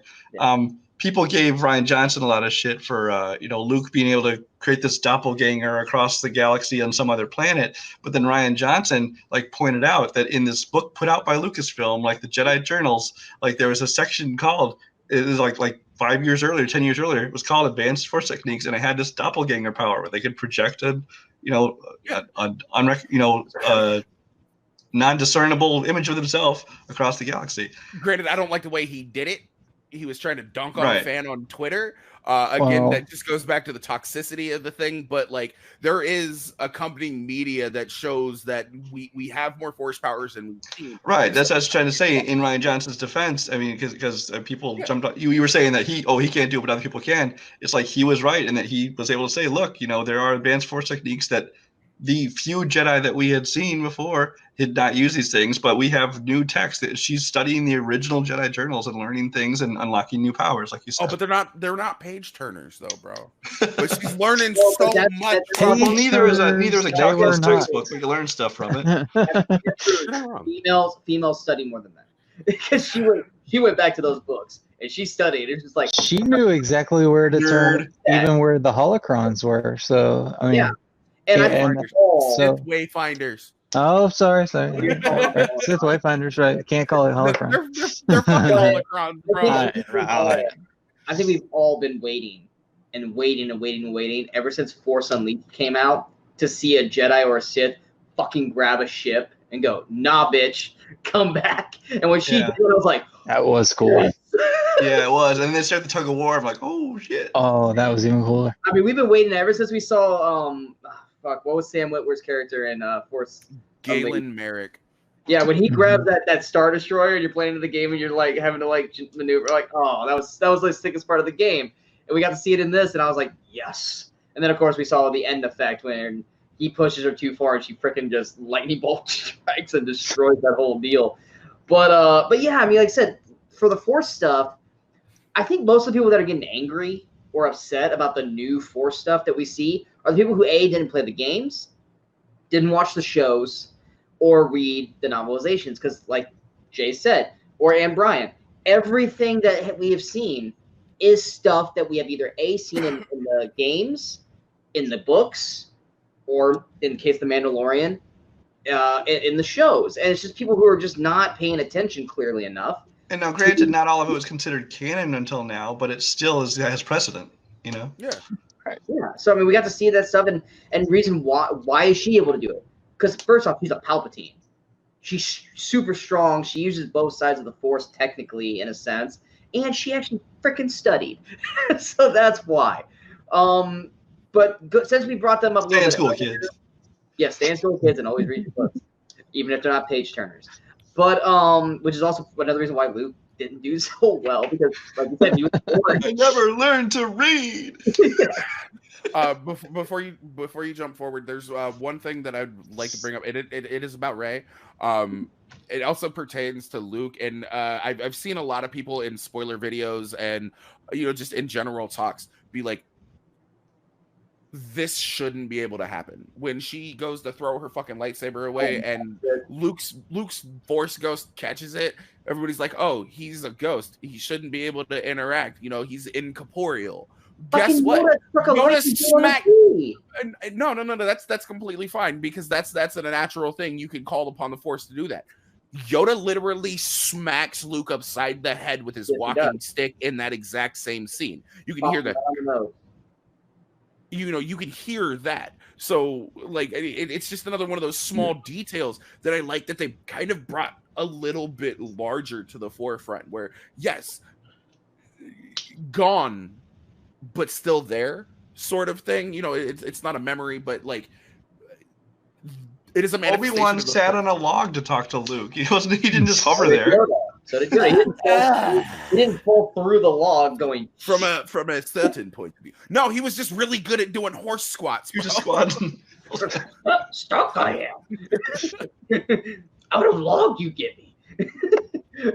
I had one more thing too, Sean. Go ahead, Kev. I really didn't know where to drop this. It was just something I picked up today too. But it has to do with Palpatine, Rey, and Luke. But Palpatine says to Rey, "Strike me down, and and 1,000 generations will live within you." Something to that effect. And Jedi and Sith STD. Go on. Yes. Luke, when he gives Rey Leia's saber, which we will talk about upcoming, which is why I didn't really know where to bring this up, but hopefully it'll segue. He says 1,000 generations live within you now. So that's kind of a really cool parallel and way for her to, it's kind of her weighing her decision of, she already knows who she is at that point and what she needs to do, but it's a matter of what she is gonna do. So I just wanted to throw that out there. But I was so hoping that when she got Leia's saber, that she was going to turn it into the dual bladed saber that we saw her as. I was waiting for that to happen because it's like, well, it's the blue version of it, so it would work. Like I was waiting for her to freaking. Oh yeah, that's true. And she did, and I was just like, it's a missed opportunity. but yeah, I butterfly saber. Exactly. Like makes it turn into like a freaking nunchuck, like just attaches them both, and she just whip around one and while keeping the other one here. Like that would have been sweet, But yeah, I mean, like I said, that's the first time we ever saw Leia's saber because oh no, Leia trained as a Jedi. That's why she was able to do what she did in Last Jedi. People, chill the fuck out. I love that they had to put that in the movie, which, like I said, it's just one of those things like where JJ has to go in and say, y'all freaked out about this. Here's your explanation. Chill the fuck out kind of deal. And which I'm just like, okay, like you knew it had to happen. So I was like, all right, it is what it is. You can't get mad at that. But it's JJ not course correcting, but basically doubling down on what Rian Johnson did with The Last Jedi. You know what? Since we already kind of are jumping into them already, let's go ahead and go with the old school. Let's go ahead and get on with the Leia, the Han, the Luke, the Lando Calrissian. Leia. That was obviously going to be the biggest task of this movie. With Carrie Fisher passing away 3 years prior, it was, and especially this was supposed to be her movie, where Han was Force Awakens, Luke was Last Jedi, Leia was supposed to be this film, and then obviously, of course, she passed away. I think for what they pulled off, commend them 100%. Yes, could you tell which scenes were Carrie, which scenes were digital? Absolutely. Could they have used her daughter a little bit more in the movie? Absolutely. But there's no connection to her in the film, so I get why they didn't do that, but they could have used her a little bit more, because Billie Lourd's a fine actress. She would have been fine doing stuff in the movie. But I think the Leia stuff worked. We found out she's a Jedi. trained as a Jedi but wasn't classified as a Jedi, which you get a lightsaber, you're a fucking Jedi. But Rey calls her master. Literally trial one. She trained Rey, yeah. Yeah, she trained Rey. Which that's what we saw at the beginning of the movie was Rey training, and like most kids, getting distracted halfway through and then just stopping. Technology. Yeah, she stopped halfway through because she got distracted, and then she just rage quit on the little ball shooter thing that also shot Luke, except that it was red this time. Raining remote. Yes. Sorry, Jay. Apology accepted. Yeah. But but anyway, okay, well, here's my general thing that I mentioned earlier, where it's like I want them to explain this better. Was the final thing with Leia when she goes to use the rest of her force or rest of her strength left to contact Kylo, and when Rey and Kylo are fighting on is that a ship or a bridge on the water planet? It's a ship. It's a ship. Yeah. Mm-hmm. And she reaches out and she says, Ben, and he stops. I mean, at that moment is his kind of turning moment to turning to the light side. I felt that it wasn't her just doing a Skype call saying Ben. It was her kind of transferring her light force into Ben to push him towards the light. Because let me finish, Jay. Because when Rey, she does that, and he stops, as soon as Rey stabs Ben, she dies. As soon as Ben dies or disappears, she disappears, which felt like to me was a transference of her energy into Ben. Not like her soul was in Ben, because that would just be really effing weird, but her transferring her light, her force light into Ben is what helped push him towards the light and be more accepting, instead of it just being a Ben call not answered. Oh, I died. Because it's the way they shot it, the way they cut it to he gets stabbed, she dies. Not she made the call and then she died. It was he got stabbed, she died. He disappears, she disappears. Like they were connected from that point on the rest of the film. I know Jay doesn't agree with me on that, but to me, that's how I take it. But I would love for JJ or whoever to come out and fully give an explanation on that, because to me, that's how I took it. Brian, let's go to you first, because I know Jay really wants to say it, but let's go to Brian first on that. Thoughts on that, or Leia as a whole going into this with this movie? Don't look at her as a whole. That's just rude. She's not Courtney Love. No, she is not. Now, in Return of the Jedi, no. No, but Leia, it's hard to know how I would look at the first part of this movie her whole role in this movie, if I did not know that she had not filmed her scenes and they were pieced together. Because knowing that she had died and they were using unused Force Awakens Last Jedi footage and things like that, every time somebody said a line to her and she answered it, it felt like they wrote a line because they found something she said. Like, let's write a line where she can respond with this. It seemed very obvious to me. And I mean, like you said, they did the best. Like you said, they did the best of what they had to work with. But it still kind of stuck out to me. But again, I don't know if I would have felt that way if I did not know that going in. But I can't unknow what I know. Yeah. So there's that. But like you said, it worked fine. I didn't dislike it. It just, you could notice. What else? As far as the whole death thing, my personal opinion, I think you're reading too far into that. I feel like she reached out to him, and it wasn't just like an unanswered Skype call or whatever, like you said. I think she reached out to him spiritually and touched him, and like a mother's love kind of thing, and said, hey Ben, and she reached out, and yes, it might have affected him, but I don't think she like transferred her spirit or connected them so that if he died, she died kind of thing.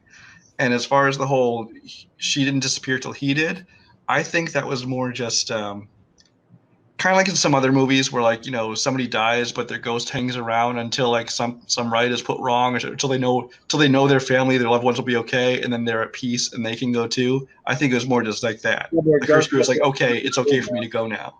But her ghost is at the end of the movie. But It's a force manifestation. The Force Ghost is also Yeah, that's a Force Ghost, right? And we'll talk about the end. I know I'm in my own thought process on that. I'm just saying the way they cut the film with those scenes is why it makes my brain go that route. It's not me overthinking. It's just this is literally how they shot the film, and that's the way it makes sense to me. Besides her just reach out to say Ben, and that was it, because it just felt like that was like a missed opportunity. But Kevin, what were your thoughts? Or never mind, Brian, you want to say something? I don't know if I talk about this now. Or, it might segue into one of the next things, but let me just say this real quick. Go ahead. With Leia's death. Yeah. The most emotional moment I felt in this entire movie was Chewie's reaction to Leia's death. Let's hold the Chewie stuff. We'll hold that for Chewie? Okay. Let's do that, because that takes away from Chewie, and Chewie needs to have his time. So we'll say that for Chewie. He needs that in the middle, but let's go on. We're hold off on that. Kevin, thoughts on Leia? Going to Leia's death, I'm inclined to actually agree with both of you. I do feel like it was her reaching out, trying to push Kylo to be more Ben than Kylo, trying to do everything she can, and I feel like maybe that was her using what, you know, she knew that was the last of her life force.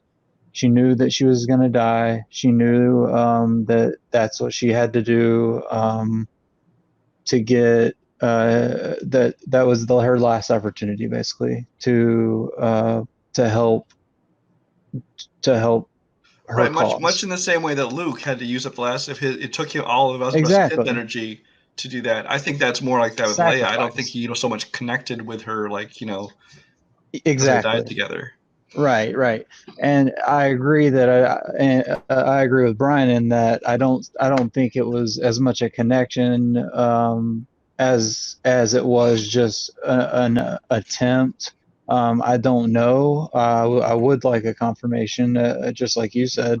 But as far as the CG, I think they did as well as possible, given the circumstances they had. It was something that it was distracting to me, but that's just because it's something that I was looking for. Right. Coming out of Rogue One. Yeah. It's something I'm always looking for now. Yeah. Like the one time it looked a little bit odd to me, and it was when they were showing her with the lightsaber, when her and Luke were like training together. That was the weird one time where it kind of looked like CG wonky face to me. Really. When she pulled the helmet. Looked like episode 4 Luke in that shot, not episode 6 Luke. Yeah, he definitely looked. And I think it was also too because like it was just like this much for face. And I don't know if they used her or not, but when they pulled up, it almost looked more like Carrie Fisher's daughter than her at first. So did they use her and then maybe CGI adjust a little bit? Like I said, it felt like we were looking at like episode 4 version of Leia, not episode 6 version of Leia. Like it was, both of them, they went a little too young. Some of the timing on the training and stuff was kind of iffy with me. I didn't understand it, but I don't know. Like it's all clarified. Yeah, it'll all be clarified, and it's all retro, whatever you call it, retroactive or retrofitted or whatever you want to say. Yeah. But as far as that goes, I mean, I think they did a good job, with what they had. Like I said, I mean, and like Brian said, the Chewie stuff is absolutely the best part of that. Yeah, we'll get the Chewie. Yep. Jay, Leia. I think had Carrie Fisher still been around, rest in peace to the general. Obviously, she died being strangled by her bra, bathed in moonlight, just like she always wanted to go out. I think what they would have done, I still think she would have died at that point in the movie, and this is all purely speculation at this point in time. But to deviate a little bit from what you're thinking, I think what that was more along the lines her laying down to give. She knew she was dying at that point in time. I think that was the logical closure point for her character, especially to progress the rest of the story. She forced Skype hugged Kylo at that point in time, just as a mother saying one final goodbye to her son, which is why he hesitates, because he can feel that presence there, not like necessarily a transference, but it gives Rey enough time to stab him in the fucking gut, which ultimately kills Kylo Ren, which allows her to force heal and bring back or resurrect Ben Solo. That's why we don't have any more of this bad Kylo Ren after that. It's all good. Literally, she kills that portion of him and brings him back. Now he has a second chance. He doesn't feel so pressured, so trapped, so just caught up on that moment. He can actually kind of start to make amends. And it's not really, I personally, I didn't need a redemption arc for Kylo Ren, but if they were going to do it, or I'm sorry, Ben Solo, but if they were going to do it, this is probably the best way they could have done it. I think it could have used a little bit more of a setup, but I like the way that, like, yeah, the never underestimate a droid quote is, I believe, actually a I don't think that's from Force Awakens. I think that one's from Last Jedi, isn't it? It might be. I can't remember. But it's in a deleted scene from one of the other movies. I like the way that they were able to work that in. I do believe you're right that they wrote around that and they tried to script in certain things. Brian's not wrong. You can kind of tell. I didn't hate the fact that we finally got to see her, because us nerds have been fighting over this point since we watched the movies. Is she or isn't she a Jedi? Okay, she's a Jedi and everything but name. But Anakin was a fucking Jedi Master and everything but rank too. He was granted a seat on the council, but he wasn't granted the rank of Master. But, you know, at least Luke got told by Yoda, nothing left to teach you I have. And basically, okay, you're a Jedi now. She technically wasn't, but she has all of the training necessary. Well, I think she just didn't want to. I think she was like, she trained in the Force and lightsabers, but chose not to adopt the Jedi lifestyle and things. Because she was more worried about the political landscape. Right. Yeah, she was more worried about the socio-political landscape of everything, trying to set that right. I really liked that. But, you know, that right there kind of lays to rest 38 years of people fighting about whether or not she could or could not have been a Jedi. Hey, Star Wars community does not fight. I know what you're talking about. Yeah. We definitely don't do that. We all sing Kumbaya and agree. Peace, love, and chicken bits. No, we sing Yub Yub. Speaking of peace, love, and just being super calm and cool, let's bring in Lando. Lando.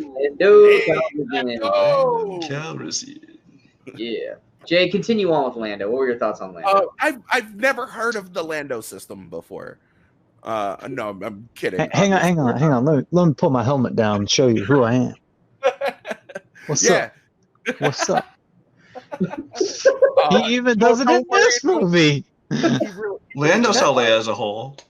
Hey! No! Hey! Ew. Anytime I get to see Billy D. Williams do anything that's relatively close to Billy D. Williams, it's a win. Like, legitimately, I love this guy. He always has a good time.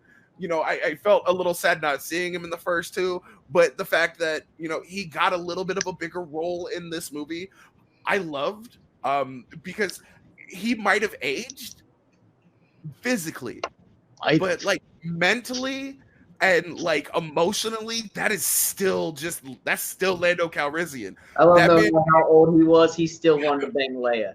Exactly. Give Leia my love. Send Leia my love. Goddamn revert. No, I love the fact that, like, he came through and we get a little inkling, we get a little hint of like a story that somebody might want to hear. I know I wanted to hear a little bit more of it, you know, when they were talking about, oh, you know, me and Luke were on the trail of this and yada yada yada, and I'm like, okay, cool. Now you're giving me a little bit of a breadcrumb to another story that we can get in this, and I would love to see that. That would be Especially because fantastic. it's like Lando and Luke together doing something. Bro, the two people that Lando and Luke hung out? When did Luke and Lando become bros like that? Like Exactly. They didn't even know each other. Like that was the part that I was like, wait, you two went out and did something together? Like you didn't say Han or Han. You didn't say Leia. You said you and Luke. Me and Luke went trying to find this. Yeah, that's what I'm saying. Yeah. So like we get more of that shit, but I think like that's just I want to see that. I want to hear more of that. And I think that's just like the charisma that Billy D brings to the table, because in everything he's in, dude, when he makes a cameo in Fanboys, he's still just Lando fucking Calrissian, and I'm just like, dude, you have been typecast. You were Lando Calrissian. I know you were doing Colt 45 commercials before that, but as soon as you started doing more Colt 45 commercials after that, dude, Lando Calrissian is selling Colt 45, dog. Let's be real here. That's what everybody saw. It was Lando Calrissian. That man has like the world's most positive outlook on life, and he's still trying to smash the same broad. He's still trying to smash Leia. We don't need to know about any of the other ones. He's still just like, give Leia my love. And like, he still knows how to work that cape. Bro, he's bringing capes back, dog. Capes are making a comeback. 2020 is the year of the cape. The thing, though, is that when he does the cape, he does the one over the shoulder cape. The one, yeah. Yeah, not like a full one. Like, no, he's like, I'm gonna bring it over the right side. You don't need both. You only need one or the other. It's like wearing a backpack. You don't use both. That's you right. don't wear Single straps. It's only cool to have one. But no, I loved Lando in this movie. He was used perfectly. I didn't think he needed a bigger role. I think that he got just as much as he needed because it left us wanting more. And he even said he's open to doing a Disney Plus show with he's totally cool doing it, which is like, if you can write a good story for it, please let's do that. Let's do that. If it makes sense and it makes a logical story and it's not just to do it, then please let's get some more Lando here. And then you can sign Donald Glover for flashback scenes. Brian, your thoughts on Lando? I agree. I think we used just the right amount. I don't think I would have wanted any more of him, but I didn't feel like we needed less of him. I thought he came in for just the right number of scenes, just the right point, just the right parts of the story, that it didn't feel forced. Like, hey, here's another cameo, a character you liked. It felt natural enough. Billy D. Williams, like you said, I mean, he's been typecast this role ever since he took it. But the thing is, I love about Billy D. Williams, he's embraced it, though. He's not one of these guys who's like, oh, why the hell am I only known for this role anymore? Because, I mean, that dude's done Robot Chicken like 20 times. I mean, he loves showing up as Lando anywhere he can. So yeah, I mean, I liked him. He Phil Shatner move. He still comes across, except now, instead of being like the smooth, smooth talking ladies man, now he's kind of an old creepy man.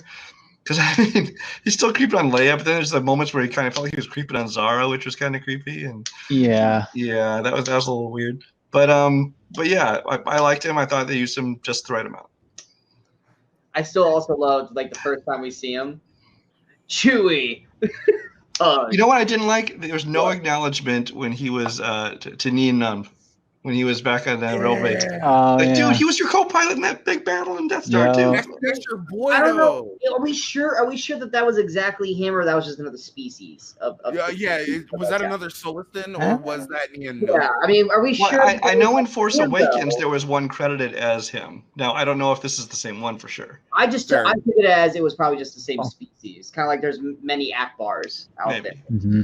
Because yes, if that was him, then yeah, that is a missed opportunity. Yes, I see you. That's actually Akbar's kid. No, but I'm saying that there was multiple. There was multiple of those. No, I know. Of the calamari, the Mon Calamari. That's what it means. Calls him Junior. It's explained in background that is wow. Hold up. Wow. I'm about to add him into the fucking Fassbender Hall of Fame because I just did that. I know it's not necessarily written in stone, but IMDb does have actor and a voice that's credited as Nien Nunb in this movie. He does? Nice. Okay. All right. Missed opportunity. Okay. Kevin, your thoughts on Lando? Lando? Again, not to repeat what these guys have said, but I mean, you gotta love his charisma that he brings, even this late in this franchise. I love the fact they gave him the "I have a bad feeling about this" line. He does. Let's see. I love how he picks on Chewie. It's hard to hide a Wookiee in a crowd, kind of deal. He's ducking down and starts walking. That was a great moment. That was fun. It's so funny to me. Moment. And speaking of that little celebration, the 42-year thing, somebody brought. Yeah, so I think Brian was the one who mentioned it. It was me. 40. Okay. That was 42. so blatantly on the nose. Like in the theater when they go, see, it every 42 years, and I'm like, whoa. Like really? You had to go that blatant with it. Yeah. That's part of the fan servicey thing, which we'll get to later. But yes. Yeah. But yeah, I mean, as far as Lando on the whole, he's the only one out of the original trilogy, I believe, that survives too. So Chewie. Oh yeah, and Chewie, right. And 3PO and R2. Oh well, okay, all right. Jeez, sorry. Shut up. I'm talking about humans. Only main human character. Human character. Let me change that. Wait. Wedge. Yeah, we don't know if Wedge died. Oh yeah, that's right. No, but yeah, I'm glad he survived. I'm glad that they gave him that line, and I'm glad they brought him back. I'm glad he got his chance to. But I'm glad they didn't overuse him as well. That's one thing. They definitely could have overused him. I'm glad they put him in the role that he had, and he did a great job. Wait. What do you mean you don't know if Wedge dies? Wedge appears at the end of the movie. Yeah, but we don't know if he was part of the people that crashed when Palpatine. Okay. I was just like, wait, what? No, Dennis Lawson's in the movie. No. We meant by the end of the battle. Leader, bro. No. By the end of the battle, we don't know if he survived. Yeah, is he seen in the very end after they come back? I don't know. He's not. No, I didn't look for him that hard there. I was just like, I know he appears, but I didn't catch that portion of what you were saying. No, I did not catch him at the end. I was looking for him, so I was like, they gotta have another Wedge scene. No, it got blocked by the big ass lesbian kiss on screen. Yeah, they did. I was gonna say it. I was gonna bring that up. As long as you mentioned, let's touch that briefly. We're gonna get to the final All part. right. Yeah. We will get. It's gotta be brought up. It's not even worth bringing back up a second time. Okay. Fine. But yes, they had to have the obligatory. We're okay with lesbians and you just don't have to wait. What the fuck?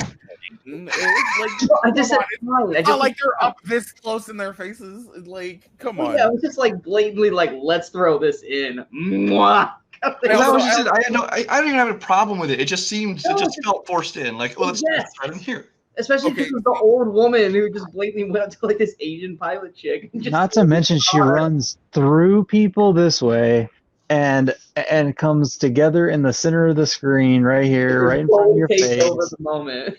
I mean, there's absolutely no way it wasn't meant to be like, hey, this is happening.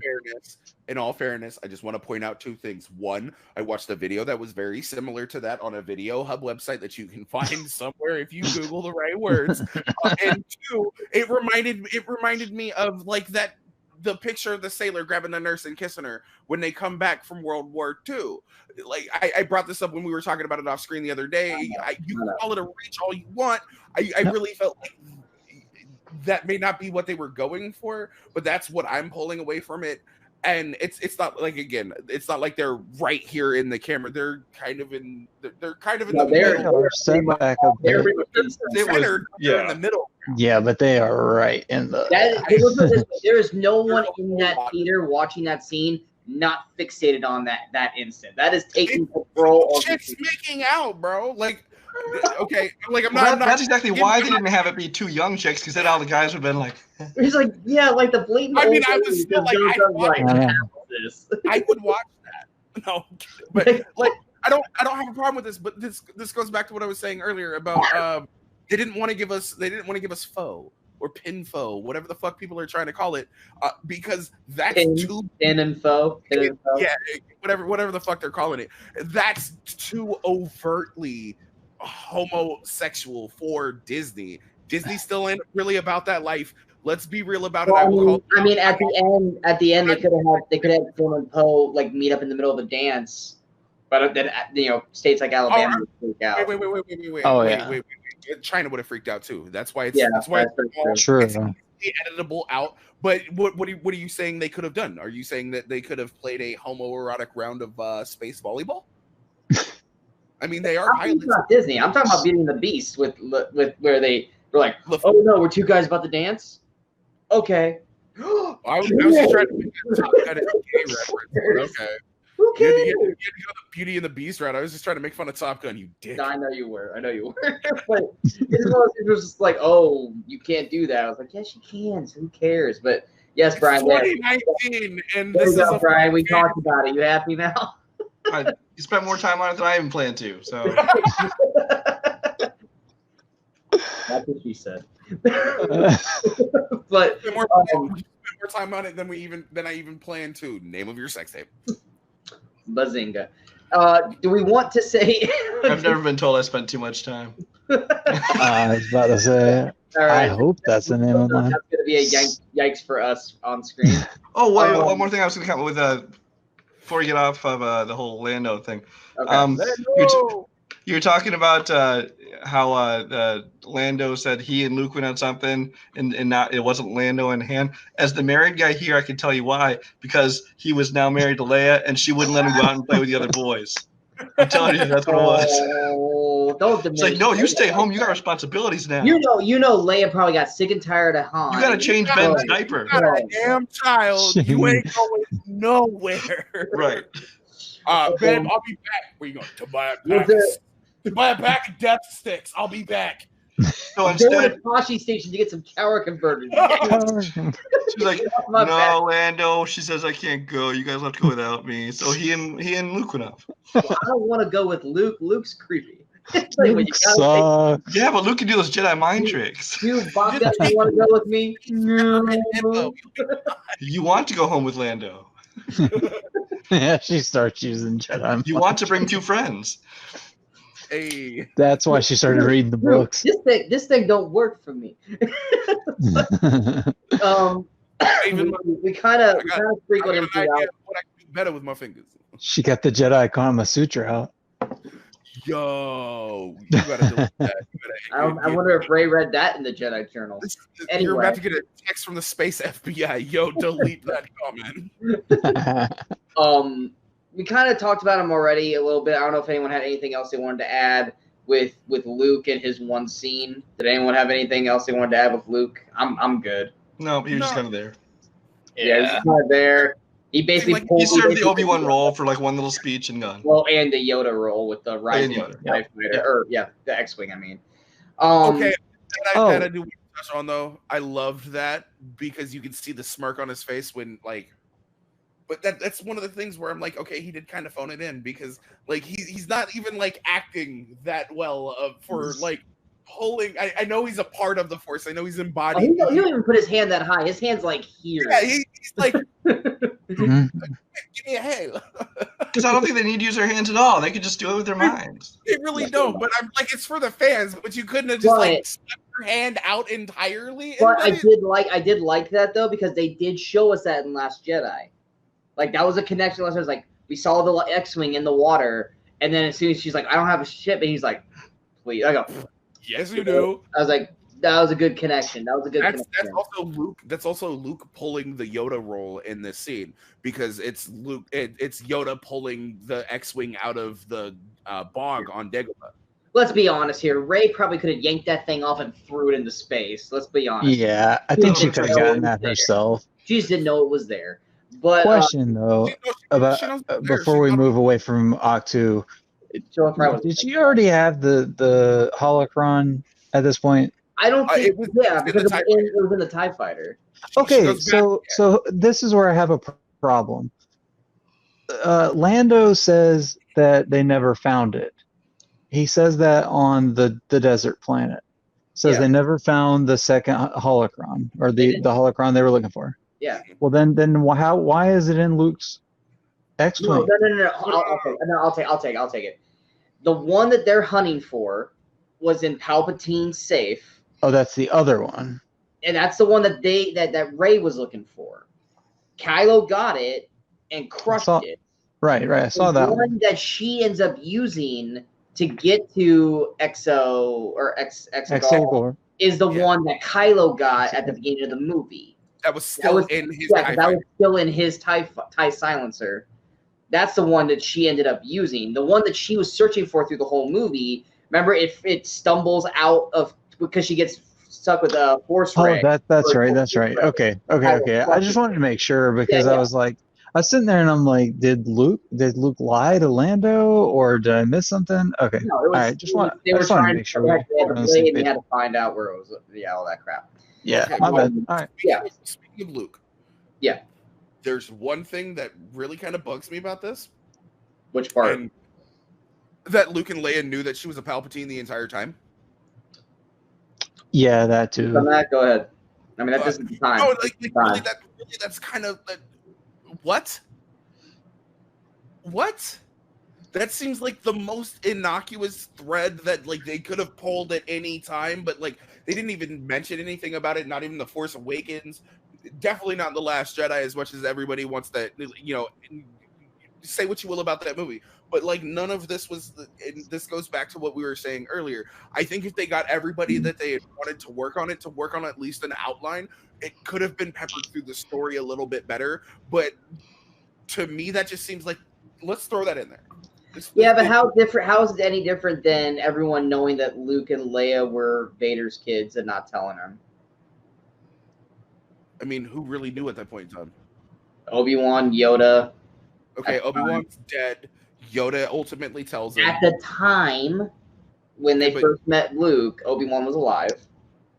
Obi-Wan was alive. Still didn't tell him even after he became a Force ghost. Yoda tells him on his deathbed. About Luke in this one. It took 8 minutes. Remember, we went over this scene. Obi-Wan lied to him. Yeah, no, only Yoda omitted it until Luke brought it up. Luke and Leia basically that's why I think there's withheld information.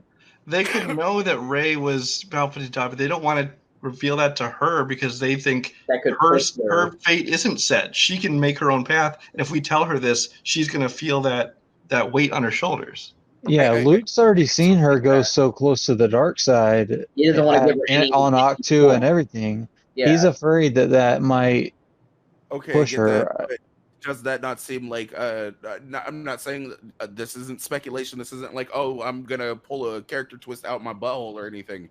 But to me, doesn't that seem like in every story you've ever heard, if your wise mentor person hides some big secret from you, that ultimately becomes that foil, which ultimately ends up turning them down the path that they were trying to avoid them from going down. At this point in time in storytelling, we should be able to figure out a way for that to not be the case, right? I'm not. I don't disagree with that. I don't disagree with that either. Yeah, I don't it seemed a little weird to me. It's one of those nagging. It was a throwaway line at the end of the movie. Well, and like you said, at the end we're going to talk about the trilogy as a whole and how there should have been a story. We'll talk about that. But again, you look back at the original trilogy. You can't tell me that they thought all along Luke and Leia are going to be brother and sister when they have them making out in Empire Strikes Back. So I think this is no different in that they made a decision, and maybe it doesn't completely make sense when you look back, but you can still go with it. Yeah, fair enough. Okay, it's just one of those things that I see where you're going from. Yeah. All right, what was everyone's thoughts on the Han cameo? Besides the fact that he looks really young. Well, that I was gonna throw into the end, but we can talk about that now. But it's I loved that scene. Well, first of all, I loved that I avoided hearing anything about that. Complete surprise.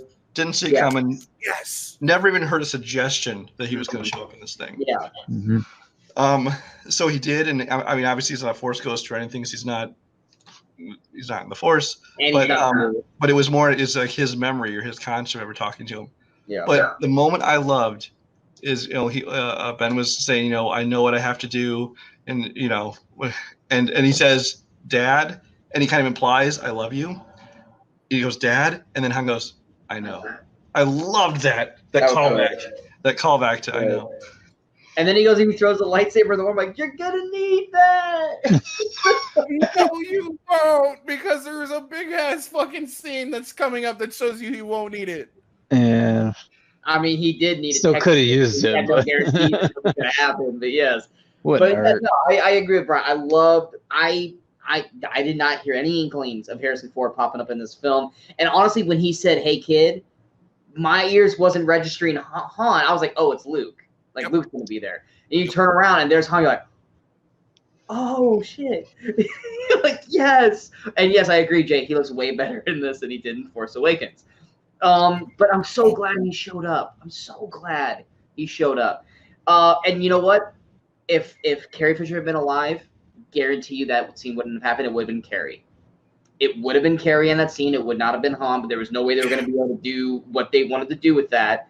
I 100% think that that's what got added to it because of that. And that was just like, do this for Carrie. And he was like, all right, I'll pop back in. See, I don't know, because if it was, I mean, I could totally see them doing that scene with Carrie, but I think, and I can see why Harrison Ford, who has been adamant about wanting to do one and done with this trilogy, I could see why he would come back to do it like as a favor because Carrie is gone, kind of thing. But I also think that moment between them, if it wasn't originally intended that way, because that whole father son and the speech about I know what I have to do, it kind of parallels episode 7. If it wasn't originally written that way, they found the perfect way to make it all work. That whole string of dialogue was perfect. Beautiful. Jay. Shit, I lost my train of thought on that. No, okay. What I was gonna say about that is, yeah, Harrison Ford looks a lot younger. But it harkens. I remember my train of thought. It harkens back to what Luke says at the end of Episode 8. Yeah. If you strike me down now, I will be with you forever, like your father. So I think this is like a little bit of a, hey, look, they said this in this one. He's still here, and now we get to see a little bit of a manifestation of that. I like that. I thought that was really clever. And I didn't know Harrison Ford was in this fucking movie. I stayed away from IMDb. I stayed away from all cast listings on this. I ain't touched none of it. I got peer pressured into watching a second trailer by Douglas, and I was like, that trailer wasn't worth me watching to ruin anything else. You're a dick. But no, was there anything in that trailer that spoiled anything for the film? Because I still haven't watched any of the trailers. It had like 15 seconds of extra footage. It didn't really spoil anything, but it definitely was like, oh, so you're gonna see this, and you're gonna see this, and you're gonna see this, all in that little, that little extra portion of time. And I was like, I could have waited till the movie to see that. But again, we'll go back to it. But I like the way that like JJ campaigns for the media campaigns for trailers is really cool. I will say that Bad Robot and JJ Abrams really knows what they're doing when it comes to that. They're great at marketing without giving things away, and I love that about them.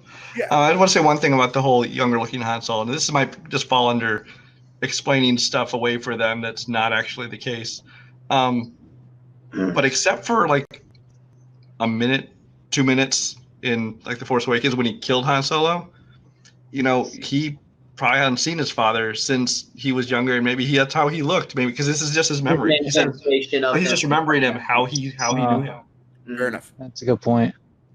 I will say this, and I didn't think he looked dramatically on IMDb. No, Han is all the way at the very fucking bottom. He's the second. He was probably just added in the past week. No, I'm saying he's the second to last one. Well, because it's the uncredited section, yeah. Yeah, it's the uncredited. I'm saying that like you had to go through a lot of people before you got to Harrison Ford on there, which is great. I like that. That means that you had to literally go in there and try to search for him to try and find that Harrison Ford was in this movie. Give me 1 second. I will be right back. Okay, go ahead. Kevin, what were your thoughts on Han since we kind of been over talking to you a little bit?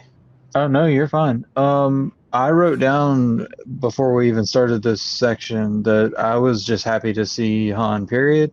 Like you said, when he says, hey, kid, I immediately, like, my butthole, like, puckered up. Like, I was just like, I was like, holy shit. Like Maz Kanata's eyes. He's here. Yeah, exactly. I went Mascanada. There's something going on in your childhood if every time somebody says, "Hey kid," your butthole puckers up. That's actually a whole new level. We've just learned a lot about Kevin today. We'll talk about this next episode on That's a new show for next year for the Movie Crusaders is Kevin's life in the closet. Yeah, we don't want to go Movie there. Crusaders explore the Roman Catholic Church. No. Southern Baptist, more like. Okay. Yeah. No, but I really did. I loved, like Brian said, echoing those sentiments about the. He didn't say "I love you," but you know that's what he was saying, and the "I know," echoing those what Carrie would have said in the original trilogy. Those kind of things. I mean, I know those fall under fan service, but I'm glad you didn't say "I love you." See, like that one. Yeah, I am too, 100%. That I consider a callback, but not fan service. Yeah, exactly. Because you really had to be paying attention and really in the movie, because like you would have had to pay attention to that transference of, if you want to call it the transference of her energy, or whatever. I mean, there's something there, obviously, that familial relationship that he has never even recognized. And this is, I think, the first time in his life that he's actually realizing it as an adult. I guess we haven't seen it as him as a kid, but as an adult and as a good person. It was beautiful. The dialogue was beautiful. And if it was, like you said, if it was meant to be Carrie and Adam Driver shot, which I think it probably was, because I had heard rumors too that Harrison Ford was not ever going to come back. Then this was great writing. And that's something you don't really hear coinciding with Star Wars very often, like good dialogue in Star Wars. But but I'm really glad they did that. Really glad they got that in. It mentioned several times over the course of making this film that it was kind of intended. The first film was going to really feature Han Solo. The second was going to feature Luke, and this one's really going to feature Leia. And obviously, her death changed all that. So yeah, I could totally see how this maybe originally was supposed to be her. It's probably gonna be Leia's swan song moment of the film, but obviously it went to hand. But like we all said, beautiful move, beautiful choice for what they did. Absolutely. All right, let's go ahead and get to what we've all been wanting to talk about for this one moment. Let's get Chewie. Let's get Chewie some love. Chewie's always great. Chewie's always loved. Chewie's always is a standing point to all these films, except for the first two, because he wasn't in that. But the Chewie fake out scene, I just wanted to go, fuck you. Like, he's not dead. Like, they ain't gonna do Chewie dirty like that. Like, it's just like, come on. Like, really? And then within 5 minutes, no, Chewie's alive. That's like, I hated that so much. Hated it so much. What, Jay? Okay, so just real quick. My issue with that scene in of itself, we never see another transport ship. Exactly. We don't see one land. We don't see another one take off. Nope. I looked hard for another one tonight. And you don't see another one, do you? And you do not. No. So that's really my only issue with that scene. Like, other than that, it's a could be the next canyon over. I don't know. No. Well, no, but I mean, other than that, it's a purely gut punch. Yeah, that was. Yeah, it's a gut punch reaction to get you something. Watching that freighter blow up. Watching that transport ship blow up, and you're like, dude. No. Well, here's my thing: is no one in the theater believed he was dead. Oh, I did. No, there was like a 5. I did 100%. I don't know. The first time I watched it, I did 100%. See, now I thought maybe this got him back out of the transport, so he was just still on the ground. Then I didn't know what it was, but at least I talked to thought there's no way he's dead. But then the question comes: then you knew it was a fake out, so why did they bother faking out? It didn't serve a purpose, except I mean, I can understand maybe from Ray's point of view to be like to think like, oh my God, look what this dark energy in me has done. I've sitting here and I've killed someone. So I guess I can kind of see that. I'm But then watching again, it's like people. less than 5 minutes later they reveal it. So it's like, not sure it was worth it. And that's the thing, within 5 minutes we find out, but it takes another 15 before they find out. And then it's just a random Chewie. He's alive. And it's like, okay. All right. As for the rest of Chewie, I want to let Kevin go first because he keeps going after echo their sentiments. So go ahead, Kevin. Chewie, You guys are fine. I mean, as far as the fake out stuff, I actually did buy into it, mainly because they put that MacGuffin. No, we got one of those with us. I had to throw it in there. I had to throw it. No, they had to throw it. They put the blade in his hand or in his whatever. Paw. Yeah. paw. Well, actually, he put it in his. he put it in his satchel. In his satchel, yeah. So I thought that maybe that's why it wasn't a fake out, because maybe either that gets lost or they have to go find another one or something like that, and then that was going to be their inspiration or their motivation was going to be to avenge Chewie. And I was wrong, of course, and they quickly told me that, which is fine. I'm happy that I was wrong, 100%. But I'm glad they used him in a comedic kind of role in this to break up some of the serious parts, like you said about the video game stuff. Yeah, Sean, talking about the having the video game fights and all that. And then the only other thing, two more things. The Leia's death, his reaction, him crying, made me want to cry. I think we can all agree on that. Yeah. I will fully admit. I cried like 2 or 3 times during this movie. Even tonight, going back again, like it just hits you right in the stomach. Like it's unbelievable. Because for him at that moment, he has lost everyone.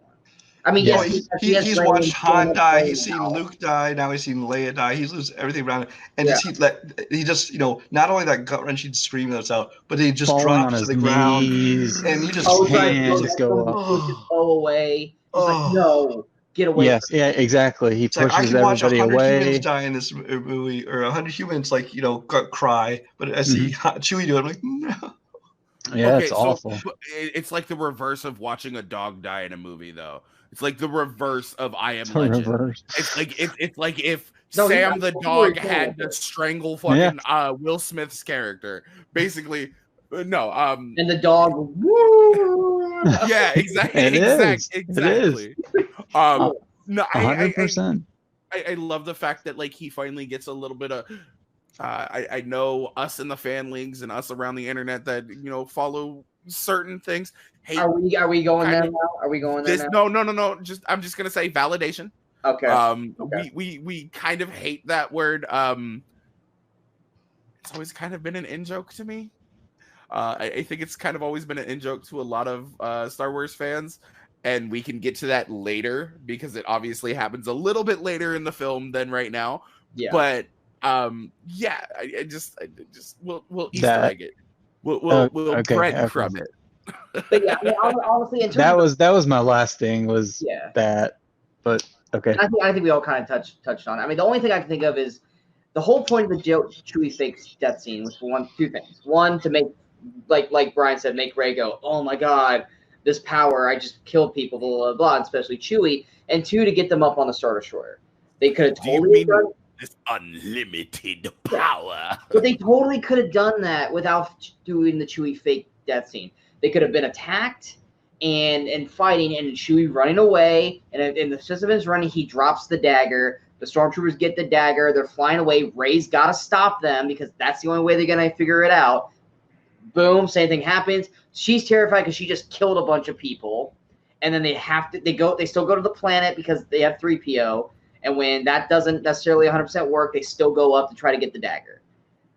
They can still do it without the fake Chewie death scene, or Chewie could have still gotten captured, and then you could have seen the other transport ship going away. You didn't have to do the whole fake death scene.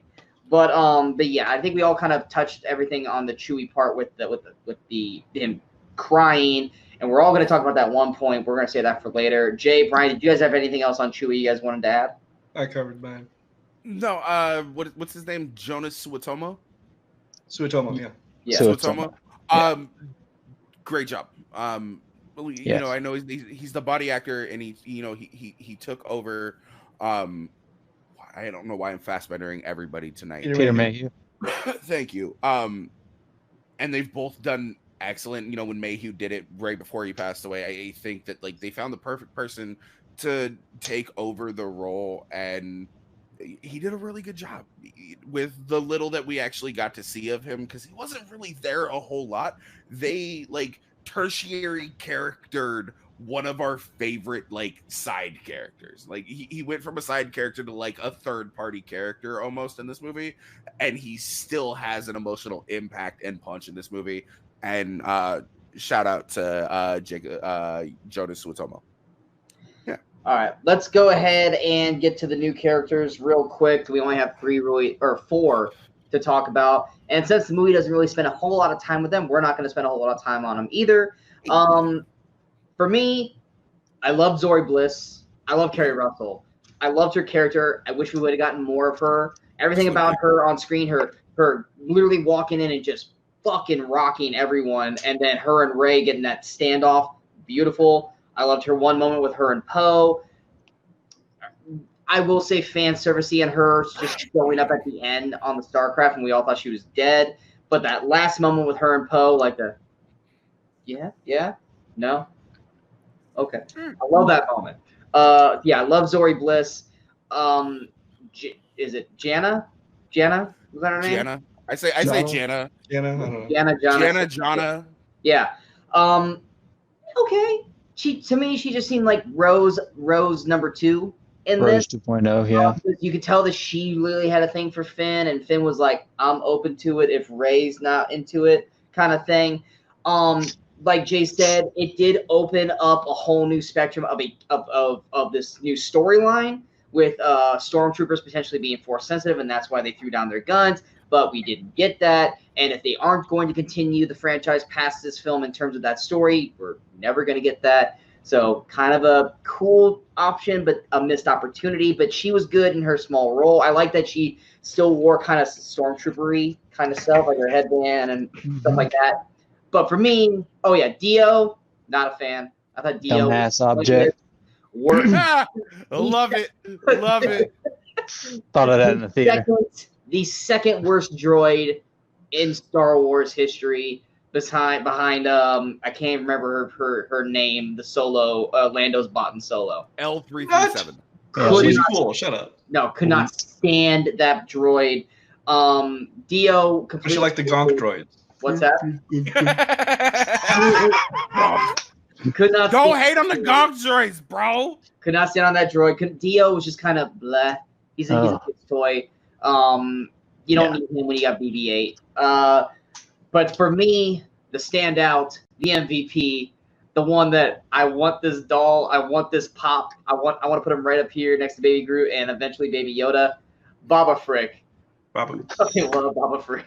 Baba Freak. When it first popped up, I was like, this is weird. And then he started to start talking. I'm like, I love this guy. This guy's great. And that is the only moment that made me happy. Okay, with Zori when she showed up, found out. He was like, "What's up, bitches?" Like I love that character. So yeah, let's go to Brian first. Brian, what were your thoughts on the 4 new characters? Obviously, Richard E. Grant was a new character, but we talked about him already. But on those 4 new characters, what were your thoughts? I liked them all. I didn't feel like any of them were necessarily underused. They were just supporting characters. They served their purpose. I think Jana more than the others really overtly felt like I think there was even a line in there that made me feel like, oh, this is planned for a Disney Plus show or something. I think that's what it was with her talking to Lando. Yeah, like they're gonna continue her story on. Yeah. Zori, I obviously like her. I like Kerry Russell, but I think that was more just a matter of people who work with J.J. Abrams were like, hey, can I be in a Star Wars movie? And they let him in a small role, and just like was it Snap Wexley, I think his name, Greg Grunberg, yeah. Greg so Grunberg, so I was she used as much as maybe I would have liked her because she's an interesting new character and an actress I like. Maybe not, but I don't think it was anything. I wouldn't want them to artificially expand her role either. Dio, pointless. I'll agree with that. I think there's worse droids. I mean, I had a bigger problem with the dark version of BB-8 in Last Jedi with it. He never did anything with him, so I'm talking. I know, but it's like, let's make a black version of him, and that makes him evil. Main character droids. Yeah, main character droids. He's the second worst. His name is BB-8. Sir. So yeah, was he pointless? Yeah, but I didn't mind him. He was just there in a couple scenes popping up. A little friend that BB-8 found, whatever. And who was the fourth one? Babu Frick. Oh, Babu Frick. I didn't love him as much as you did. I mean, I didn't dislike him at all. I mean, he's fine. He was entertaining, but I didn't fall in love with him the way that you did, which is fine. I'm glad you enjoyed it. Just a little bit of trivia. That is the voice of that is Moaning Myrtle from Harry Potter. Oh no, I'm sorry. I'm thinking. I also know her from Trainspotting. She was in. And but yeah, so for all the characters, I liked them, but I didn't, fall in love with any of them. Kevin. Dio already gave you my Yes. thoughts on that. His tour review of Dio. Seriously though, he was basically just there to point out shit I don't really understand. I mean, I get it. It's just a toy. It's a toy. That Star Wars is kind of known for that. Jana, however you want to say it. I agree about the storyline with Lando. I think that was maybe mentioned, or maybe just talked about on the side about being a Disney Plus show, possibly. And I think it would actually make a good Disney Plus show. So I wouldn't mind exploring that somewhere down the road. Zori, I also like that character, and the relationship with Poe. And I would like to see that backstory as well, or even a forward moving story. And of course the Boba Frick, that he's awesome. Jay, what are your thoughts on the 4 new characters? Well, there's like 5. You forgot Beaumont, Dominic Monaghan's character. Oh yeah, I would forget about him. That's completely fine. He was forgotten in the Hobbit. He was forgotten in the Hobbit movies too, and he was the main character there. Hey, so. Don't you forget? He was great in the Hobbit movies. He was a main character in the Hobbit movies, and he was forgotten there too. He so was it's very alone. No, I don't hate the new main characters. The idea of Lando and Jana like traveling to find her companion, her family. I actually like the idea of that. Because we know what the First Order has done with all of these new stormtroopers. Mm. They've taken them from a young age from their families. They've stripped them away, kind of like the Jedi did. But yeah, no. So it's a new frontier for them to go to. I like that. Babu Frick kind of reminds me of Charlie Dio kind of reminds me of Charlie from Wonder Woman. Very much so. Okay. Yeah. Very much so an individual with post-traumatic stress disorder. That's why he's like, hey, no, thank you. Don't touch me. Fuck off. Kind of. I don't like the character, but I understand where they're coming from. Brian, you look like you got something. Yeah, Brian. No. Just when you said that, I when they first introduced the character, this little droid, it was skittish. You kind of like that puppy that's been abused kind of thing. Yeah. And I like that aspect of it. But they didn't do anything more with the character to make it worth having a character. But I liked that aspect of it. Fair enough. Yeah.